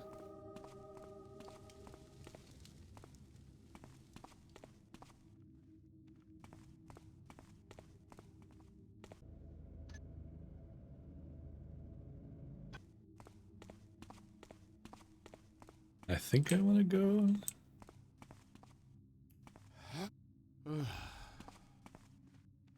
here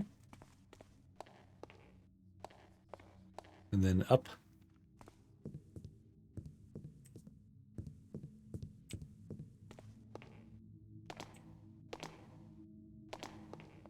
Reliquary. No, this is the reliquary. I was thinking the wrong thing. I gotta go to the other northeast side. I was thinking of the wrong. I got to the right place, but I don't need to go there. So let's do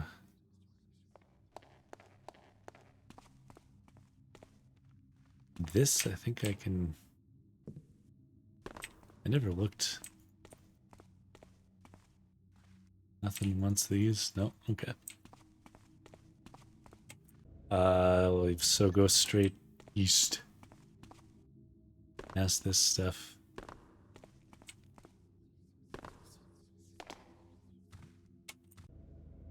And here.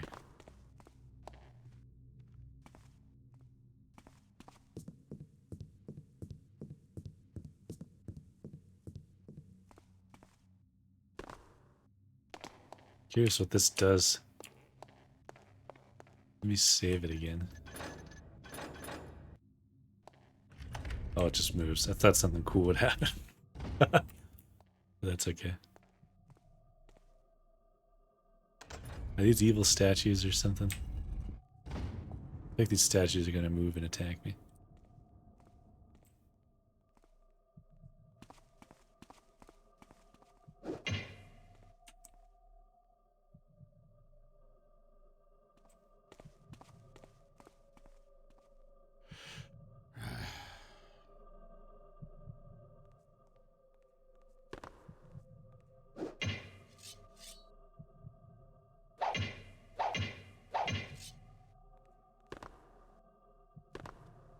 I think I got stuck.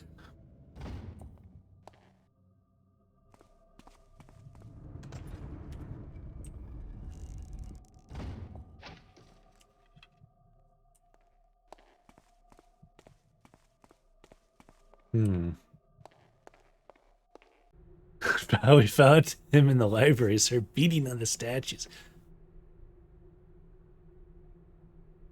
That's pretty funny. Codex of keepers who strayed from our purpose. Any brethren listed here should be found and captured at all cost.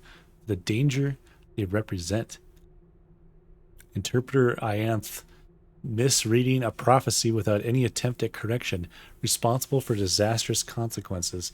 Keeper Renawild, revealing, has told up to 10 individuals about the existence of our organization in a tavern. Elder Eldarius, abuse of glyphs, has subjugated an innocent's mind for 2 years. Scribe Tarzak's dark magic used the study of the glyphs for destructive purposes. Keeper Olasium, murder, killed Elder Lopus and tried to burn the evidence. Excuse me. Keeper Oldstein, betrayal, has stolen several important tomes and fled to Roxburgh. Could he be a spy from the mysterious order?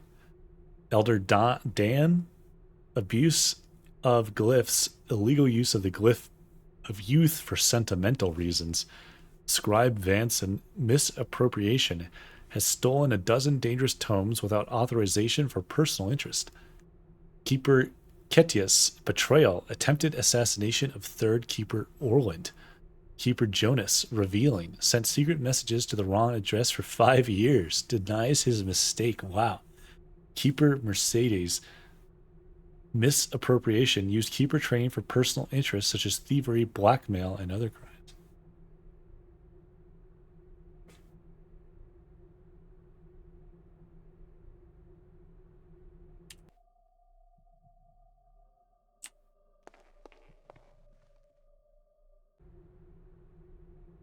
The choice of the Dark Watch site. Dark Watch Sanctuary was founded in 722 in the then industrial district with the purpose of breaking the secret of the impassable gates in the South Grotto. Yeah, I like that. Like every other organization in this game, they still have like corruption and like stuff going on. Speculations abound with regards to what is found beyond these mysterious gates, as a strong magic presence can be felt, but in 100 years, none has been able to break the seals. It is theorized by Superior Elder Silvus, currently the head of Darkwatch, that a powerful artifact is needed to unseal the doors. This artifact is rumored to be the fabled Zagilich amulet, of which parts have been scattered to the four winds and have eluded our order for centuries. The location of Dark Watch Sanctuary is also strategically advantageous, as the now old industrial district is close to Merkbell, Highwatch, and Lampfire Hills. This has allowed our order to observe with great attention the power struggles on the northeast bank, and to intervene should the balance be broken. The Hammerites of St. Trinette, for instance, have started a quarrel with the Hammer Hill seat and may try a coup. We must be vigilant if this happens. Keeper Vensha. I kind of have no idea what I just read. But that's okay. A compendium of sentience. Herein you shall find a list of known sentients. They are classified in two different categories: sentience, lesser sentience. Sentience, also known as artifacts, soul stones, or relics, a grouping of 5 objects possessing special powers and what is thought to be a consciousness normally only associated with living entities, presumably created as part of an ancient safeguard against the forces of evil. Examples include the heart and the chalice, also called the Builder's Cup by the Hammerites. Efforts to combine all the sentients in one place for study have failed. How and when they came into existence is not known. Recommend further study. 5 sentients are known to be located in and around the city. They are the aforementioned heart, currently exhibited in the Wildstrom Museum; the aforementioned chalice, currently kept by the Hammerites in St. Edgar's Cathedral; the eye, currently sealed within the old Quarter Cathedral, which is the subject of the first game; the Jacknell's paw, currently in the possession of the Dryads of Witchwood; Groliak's crown, whereabouts unknown, but thought to be located close to Carith Din. It should be noted that these are likely not the only sentients, or higher sentients as they should be described more accurately, in existence. Several other sentients have been theorized to exist according to various texts, both from our time and before, and in many different cultures. Lesser sentients. These sentients also possess a consciousness, but are not as potent as the ones described in the previous passage. Unlike the other sentients, these are more than often the result of magical creation, and were built with a specific purpose, ranging from the mundane to the destructive. Examples include, but are not limited to, the Medallion of True Seeing, whereabouts unknown; Esterbridge's chimes, currently in the possession of Lady Sybil; Karis Drag, whereabouts unknown. Note: this item being a sentient is doubtful at best. Hulick's mask, currently kept in First Keeper's watch. Wonder if that's one of the things that was in that reliquary.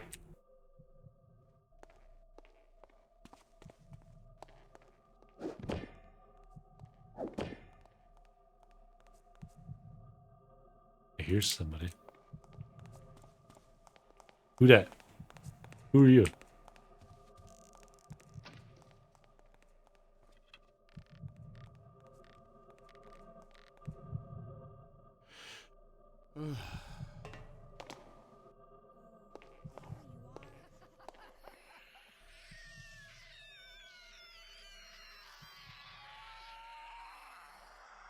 What is... What? What? Huh?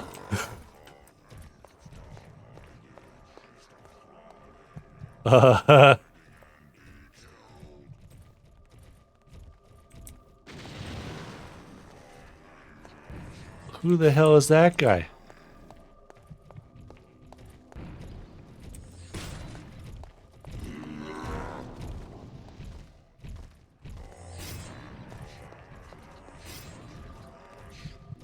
What is happening?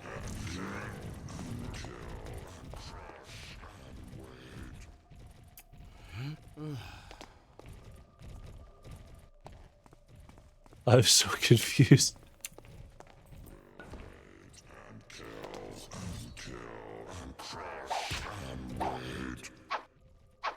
Okay. I got stuck.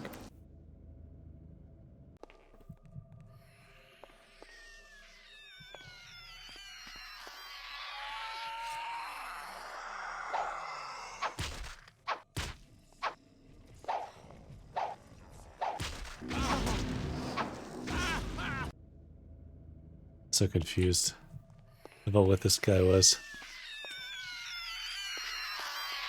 Because he looked different and then he did some spell on himself or something?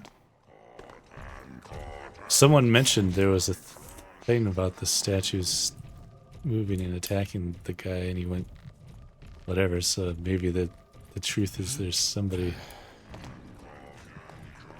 in here causing it to happen.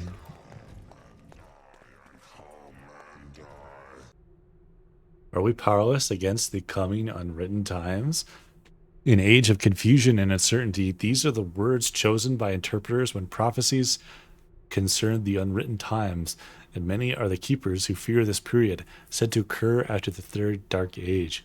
But is there nothing we can do to stop it? The first thing to keep in mind is how our order gathers information about the future, by reading books from the ancient times or watching for signs from the glyphs with the help of interpreters. Since the unwritten times have to do with the lack of compass for the future, we could suppose it being either the destruction of our libraries or the death of all interpreters. Some also suspect the disappearance of all glyphs or even the end of the world. But all these outcomes feel more like the result of a dark age. This raises a question. Are the unwritten times a consequence of the third dark age or a means to prevent it? An answer would certainly be found by understanding the brethren and betrayer prophecy. However, no matter the origin of the unwritten times, the interpreters are unequivocal. Unequivocal. The order has to prepare for it and to protect its knowledge by copying down the most important tomes and by placing more focus on retrieving lost prophecies before the unwritten times come. Otherwise, these events could upset the balance kept for centuries and mean an end of the Keeper organization.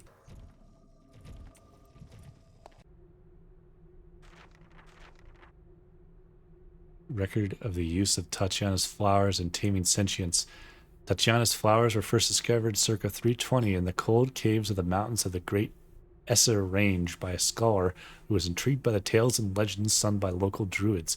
It took several years of study for the scholar, whose name is forgotten by all, to realize that these flowers, in fact, possessed magical properties that had strange effects near sentient objects, whether they were created by magic or, in the most rare cases, were thought to be creatures. One archmage hailing from beyond the great eastern expanse, Tatiana Jokovic, had heard stories about these fantastical flowers and, after fruitless experiments, found they could be used to lull these sentients to sleep and to activate some of their most hidden mechanisms. Her groundbreaking discovery had many repercussions and has helped our order understand the nature of the sentients as well as a majority of their functions. As the years passed, the flowers became known as Tatiana's flowers. It should be noted that while Tatiana's flowers possess a unique and strong power, not all sentients are equally affected by them. Indeed, the heart seems to enter a blind rage should Tatiana's flowers be presented to it, and has been known to have caused several people to commit suicide by whispering dark thoughts in their minds.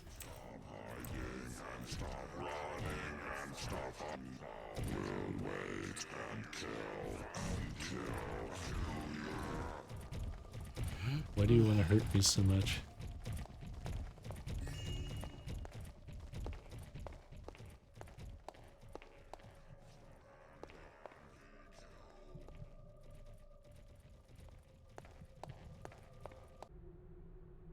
Brethren and Betrayer prophecy. Of all the prophecies our order has known, two are most worrisome: the unwritten times and the Brethren and Betrayer. It seems the two are linked. The unwritten time seems to be the third Dark Age. It will most likely have far greater ramifications than both the Dark Project and the Metal Age.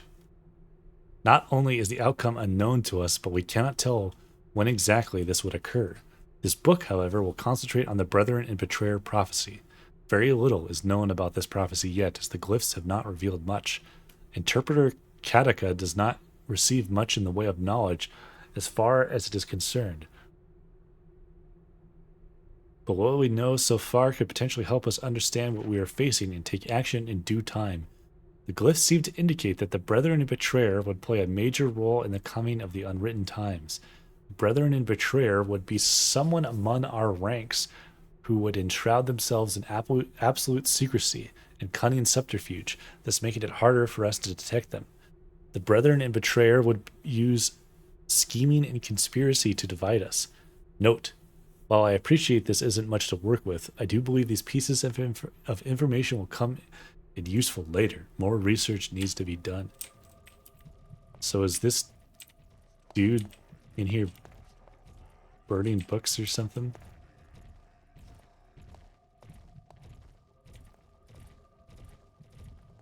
And what?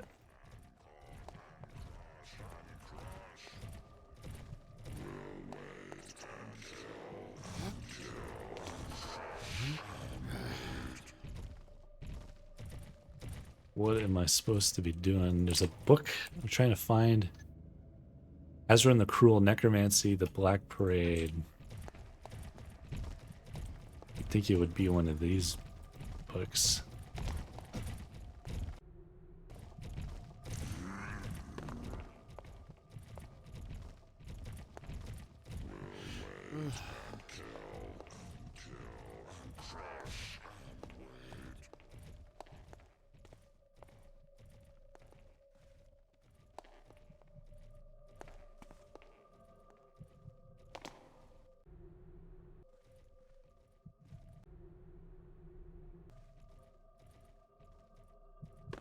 What the heck? Boy.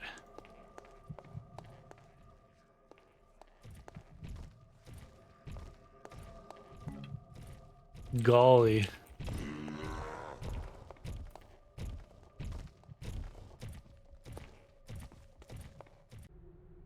Oh. Azran the Cruel, Necromancy, the Black Parade, and its schism from the Hand Brotherhood. Oh boy. The origins of the Hand Brotherhood are mysterious, to say the least. They are considered a caste outside any jurisdiction in their place of origin in the Far East. They travel the world, establishing sanctums to study various magical phenomena. Two such sanctums are in the Heartland, a complex of towers beyond the city known as the Mage Keep, and another sanctum within the city, inside the old Highwatch Castle. An archmage of yore, Dubbage, chose to be interred here. We believe his choice was not at random, and the arrival of the hand renegade Azaran the Cruel in the city all but confirms this. Azaran, an infamous and ancient mage, is an avid practitioner of necromancy. For this, he was exiled from his homeland in the Far East and branded a heretic by the Hand Brotherhood. Due to both his interest in necromancy and his desire for revenge against his homeland, Azaran gained a following that coalesced into a rogue mage enclave, the Black Parade. The Hand Brotherhood anathematized this group circa 827. Why did Azaran seek to out the Heartland and the city? With the acquisition of a rare extract taken from the lost anti-necromantic mage polemic Abutiyar's tablets, we have a reasonable answer. Most of the obscure incantations and odd imagery in our extract is meaningless without the whole text. However, one subject of great concern recurs throughout. There exists a physical source of some awful magic with the power to capture the souls of those who touch it. This sentient object, unnamed and undescribed, out of fear, was alleged at the time the tablets were carved to be in the Heartland. Rick,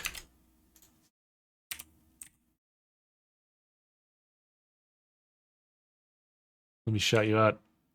Hello, and welcome, welcome, welcome. There might be an ad going on. Hopefully not, but either way, welcome. Hope you've been doing well. I assume you're playing Thief. Been really enjoying Black Parade. Where were we? We were reading this book real quick. If this remains true today, it explains Azran's choice to settle the Black Parade in the city. Such a vessel of souls would provide ample fuel for any necromantic rituals. I think there was maybe an ad. I don't have any control over them.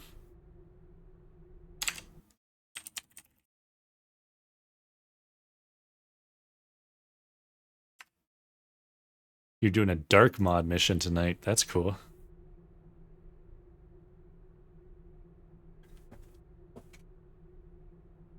I need to try checking out dark mod again sometime. Hey, Nightmare Thief. You voted for me in the raid. Well, thank you.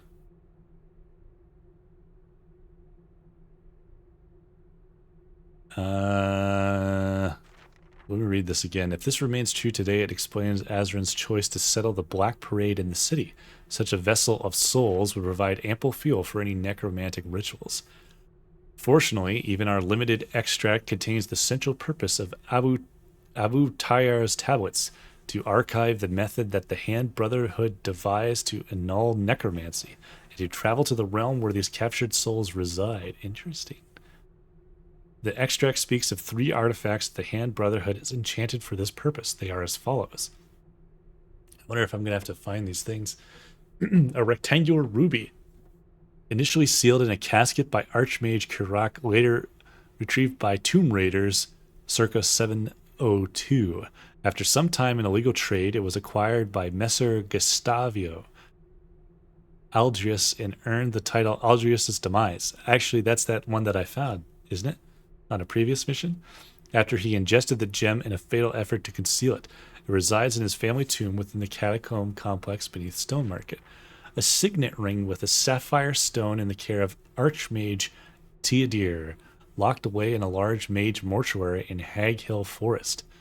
From the 2 unsuccessful expeditions we have sent there to recover Abutar's tablets, we know that the amethyst harp was crafted as part of a trial for hand acolytes to access Teodir's tomb using magical silk strings from a source inside the complex, and have high confidence that the tablets are buried within. So that's what we need the harp for, I guess.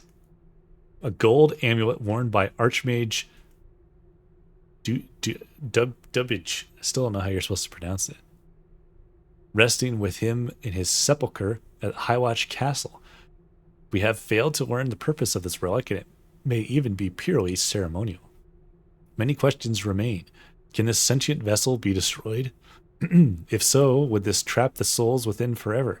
Did the Hand Brotherhood devise their method to enter this realm of souls in the hope of rescuing them?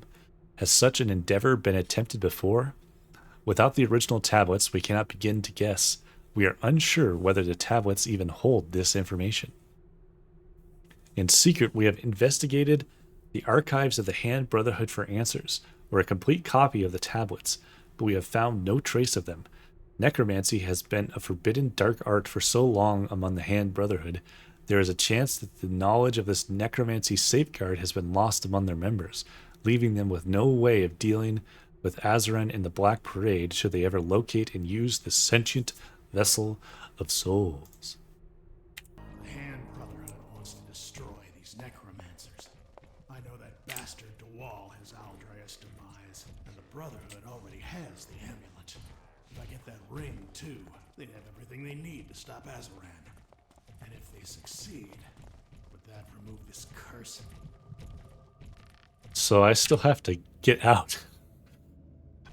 Okay. I don't understand what this dude is. But sure, there you go. On your way.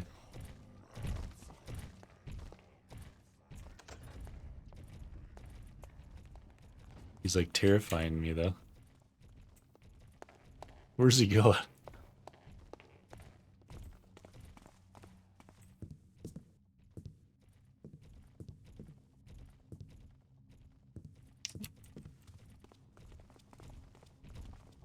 I'm gonna follow him. See where he goes. He's on a mission somewhere. I lost track of him. He's going to the... whatever. Elder room. Where'd he go?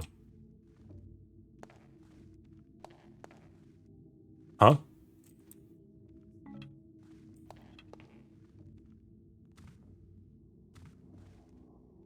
Whoa! Whoa! Hold on, let me save. What are you doing here? I don't understand who this guy is. Doesn't seem like you can kill him though. Okay. Let me just leave you alone. I gotta get back to where I came in, which was... I don't remember. First floor anyway.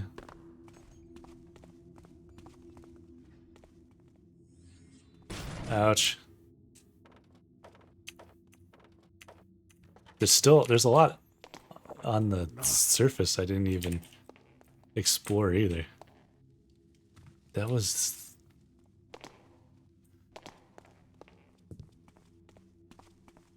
yeah, where is the entrance? I thought it was around here. Somewhere. Maybe here? No? Or is it?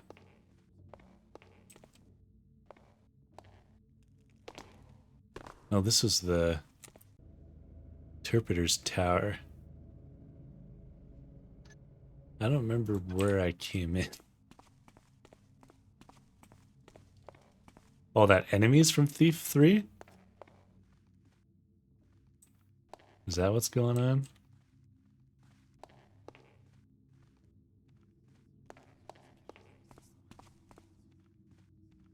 I might have to just walk around until I figure out where I am.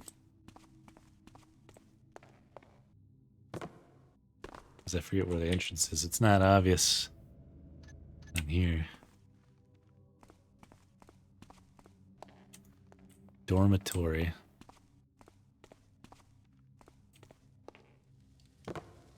This looks familiar. I have not played Thief 3 actually. This might be it. No? What? I know a little bit of the story. I played part of it. The staircase is it? Oh yeah, you're right. Okay, yeah. I remember now. I forgot that I had to come down. I was thinking of the room that's up here, but forgot there was a staircase. Yeah, I tried to play Thief 3, but the difference in like the controls and gameplay kind of mess with me. Because I'm so used to like how these ones are. But I will I will need to try it again sometime. There's a bunch of stuff up here I didn't explore either, and I don't know if I should do that. I guess it's worth looking around at least.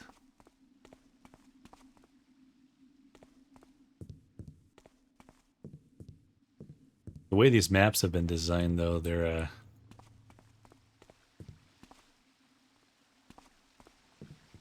they feel huge, but then sometimes they're like not quite as big as they actually are. They're just like dense.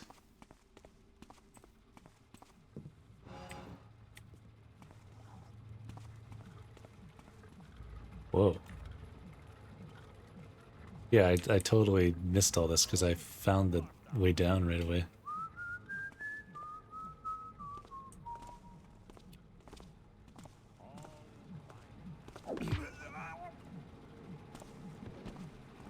Excuse me while I knock everyone out.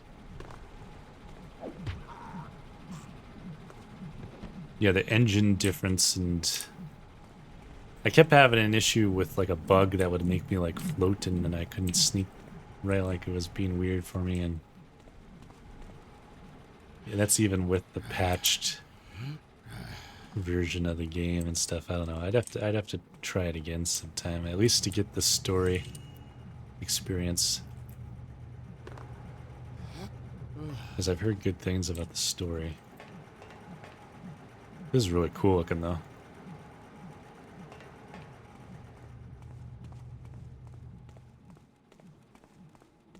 I don't know if...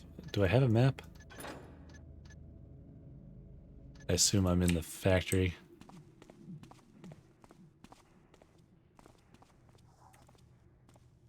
Something moved, thought I saw.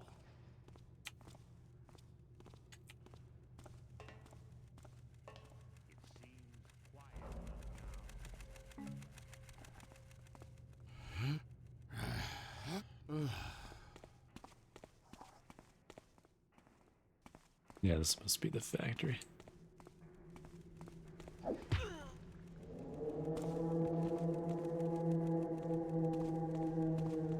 Gosh, that looks cool.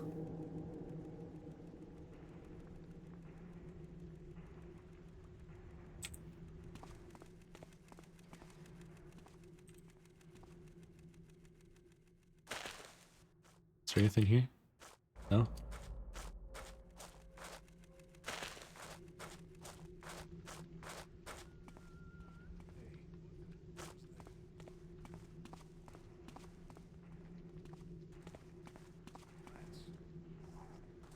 The rats.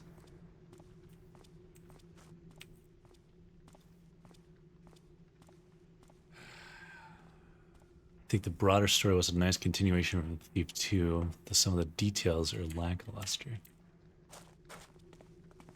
I hear people talk a lot about a particular one of the missions.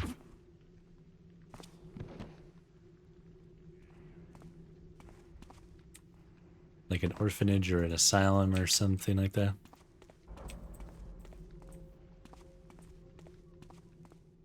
I think there's some really interesting board maker poorhouse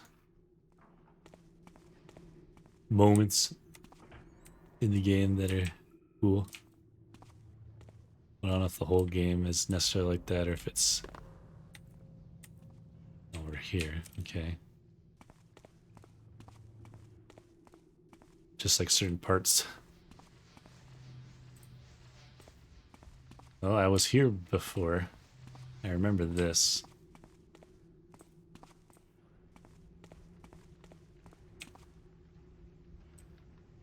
Don't turn around. Who goes? Hey, you! Said not to turn around. The cradle. That sounds right. Huh. Furnishing.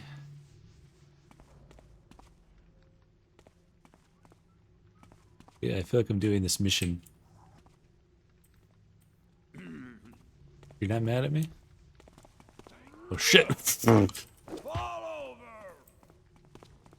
Don't think you can hide for long. Take that! Ouch. Oh, this guy got flashed too. Just trying to look around, man.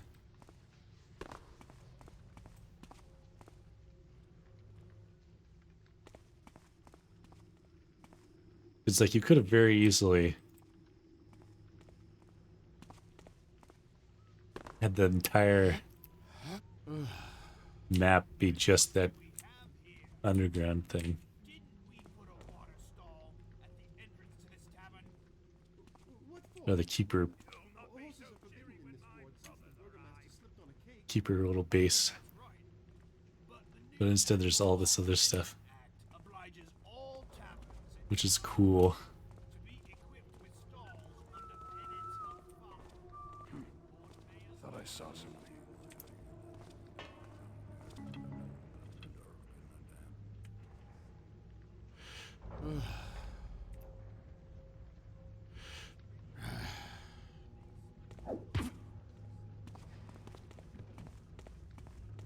And it's like subtle, but I've always liked whenever there's like doors you can't actually go through.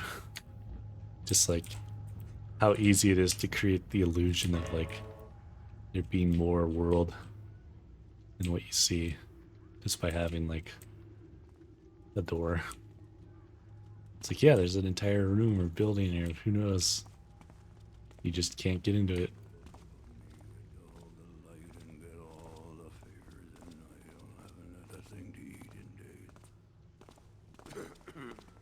Hey! Hey.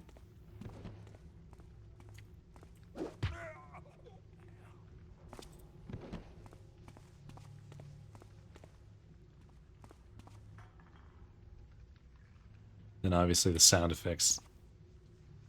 Sound effects add a lot.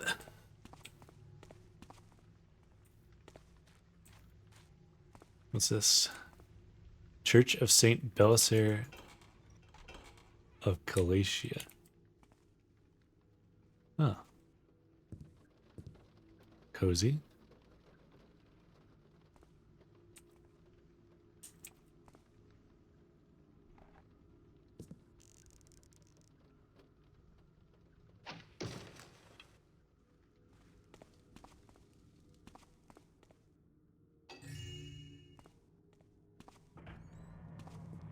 Oh.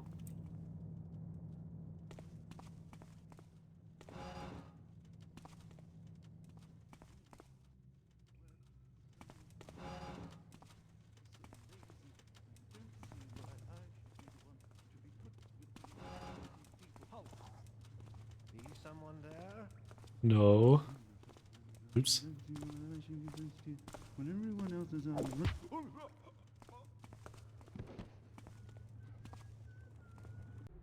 Brethren, I am saddened I have to remind thee again that thou art here to toil and not go on escapades in the maintenance tunnels and nearby sewage system. The underground complex built around our factories is dangerous, and I do not want to have to explain to Father Simon how some of his flock got injured in the event it happens to thee. Let the heathens of the Public Works Bureau deal with the maintenance areas. After all, they were the ones who wanted to manage them. Chief Engineer Welliver.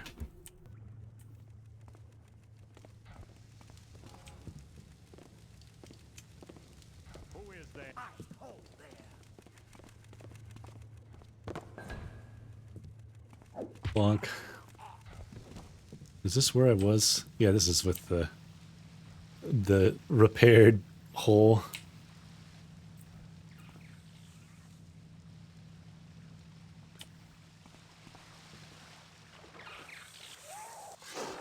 Oh shit.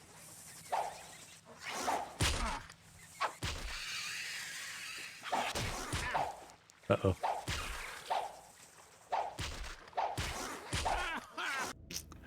That's not good. I'm just trying to explore, man.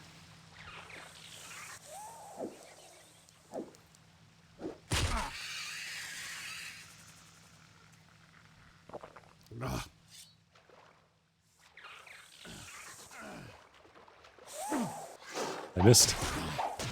Spiders got hands. They got 8 hands.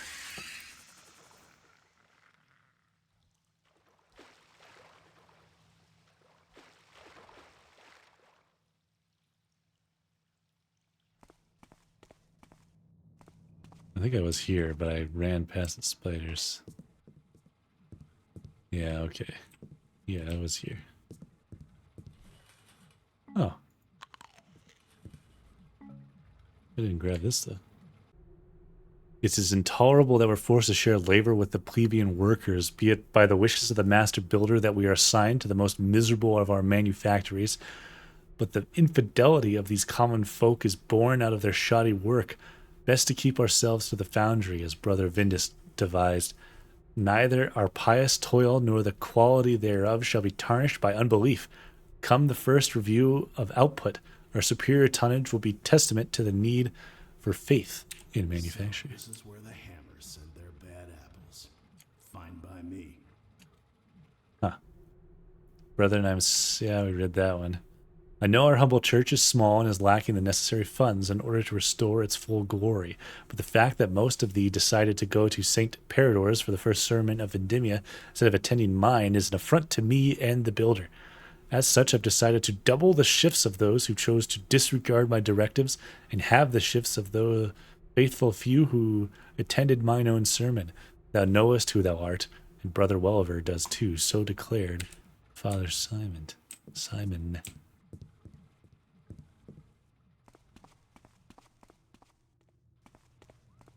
Well,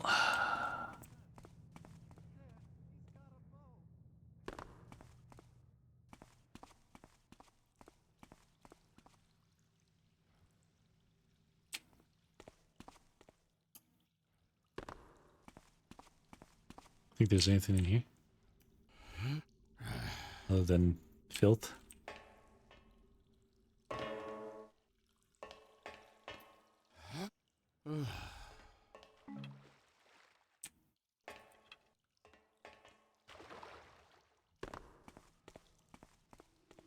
All right, I suppose I could try and make my way.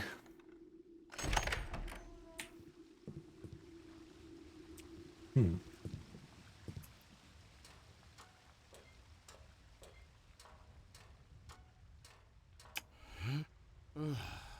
Hmm.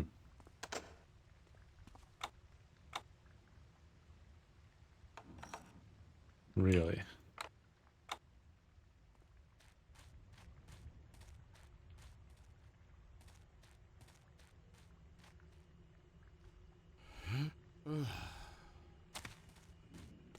Wonder what that door does. Stop tapping with me. Show yourself. No one? No one's here. Don't try to run, Tapper. Just surrender now. Ah! Oh, I'm sick of reading things. That was your last chance. Ah!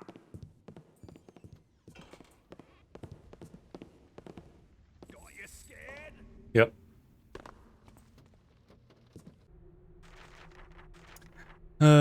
Dearest Herbert, I must thank you for all the kind missives you sent me during my little trip to Bone. Sending them must not have been an easy task. I hope you weren't found. Bone indeed is an exquisite and most refined city, much more attractive and welcoming than this city, and its soot everywhere. I really could see myself living there, with you, of course.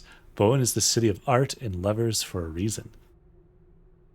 Just roleplay an illiterate Hume. Good idea.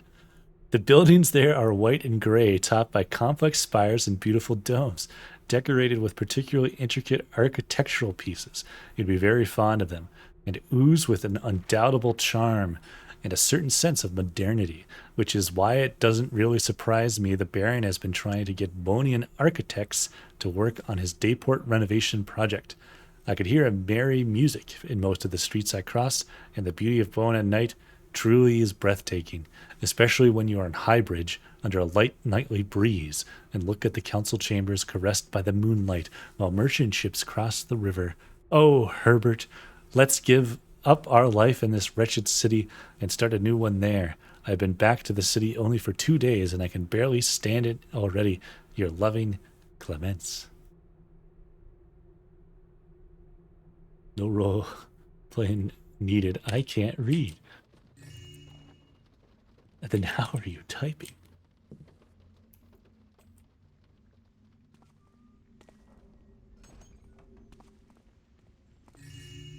Not that I don't appreciate all the lore. But especially when I'm streaming it, I feel compelled to have to read it out loud.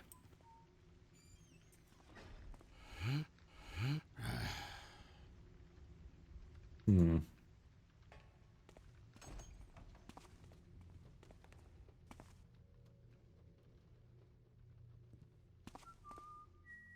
Whoa.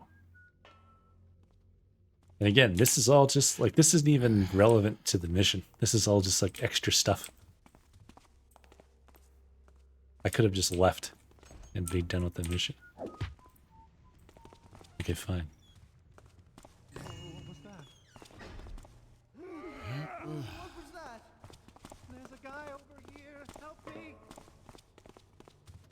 Listen, man, I'm not very stealthy. I just run around and knock everyone out. You're dead, pal.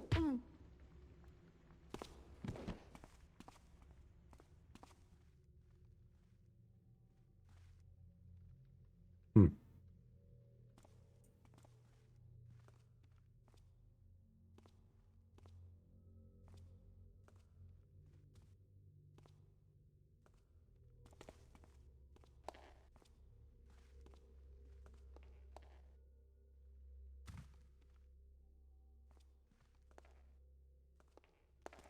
Distributor of concussions. That's me.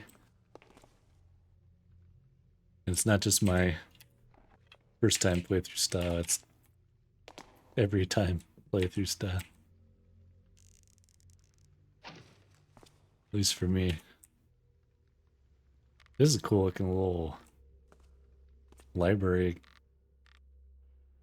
art area.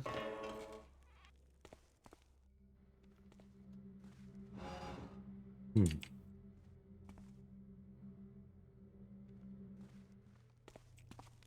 Has anyone ever made like a Santa Claus mission where you have to come down the chimney and like steal the presents or something?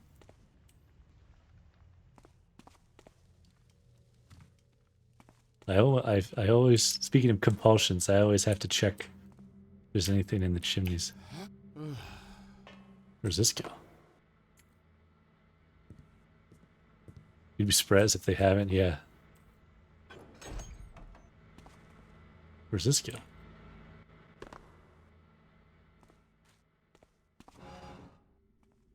I also need more creepy tunnel. Oh, I'm here. I didn't even look up there. Oh, okay. Creepy underground mega structured missions. With little to no enemies and just crazy environments and environmental puzzly type stuff. There was one map that I saw that was kind of like that, but I forget what it was called, honestly.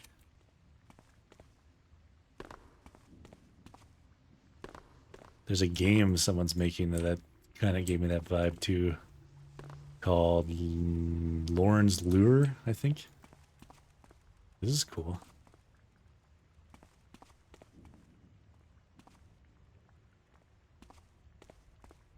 How did I like the restricted library? It was, I knew instantly that there was going to be something weird going on with the statues.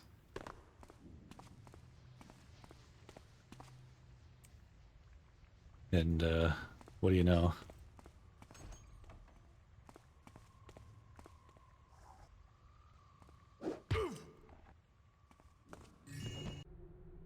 $249 damn coins. That's what you're making me pay with paperwork when you lock up half of the locals like that. The fact that the burgomaster fears for his reputation and asks for more drastic measures so we can end the downwinders is one thing, but putting some random, what is that word? Quit him in a cell at the slightest suspicion? Did you know that in addition to parchments that cost an arm, I also have the privilege of hearing all these pompous little bourgeois complain about your inquiries slowing down their trade? I hereby propose this non-negotiable alternative. Get rid of only the beggars by throwing them on the other side of the gate. Someone resists, beat them, and throw them in the canal leading to Fidgwick's Hollow. Thieves' blots, dogs' bodies will be more than happy to fill the paperwork in our stead. Anyhow, from now on, I will deduct my paperwork from your pay. Commissioner Frontkins. Yeah, that's what I had to do. I didn't even understand what was going on at first because, excuse me, I saw that person and I thought it was like, I wanted to pursue them because I didn't know who they were, and then they transformed and then everything started going nuts and it's like, oh, all right. But yeah, that's kind of what I'm talking about, Lauren's Lure with the megastructure thing. I saw the transformation. It was kind of interesting. I was very concerned. I guess I didn't see it the first time, but I ran after them again after I got instantly killed by the rune projectile things, and then saw it happen. Where did I start? Now that I'm... Oh, I'm here. This is where I started. Huh.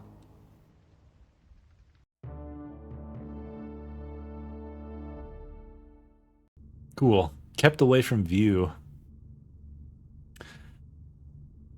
Well, that was cool.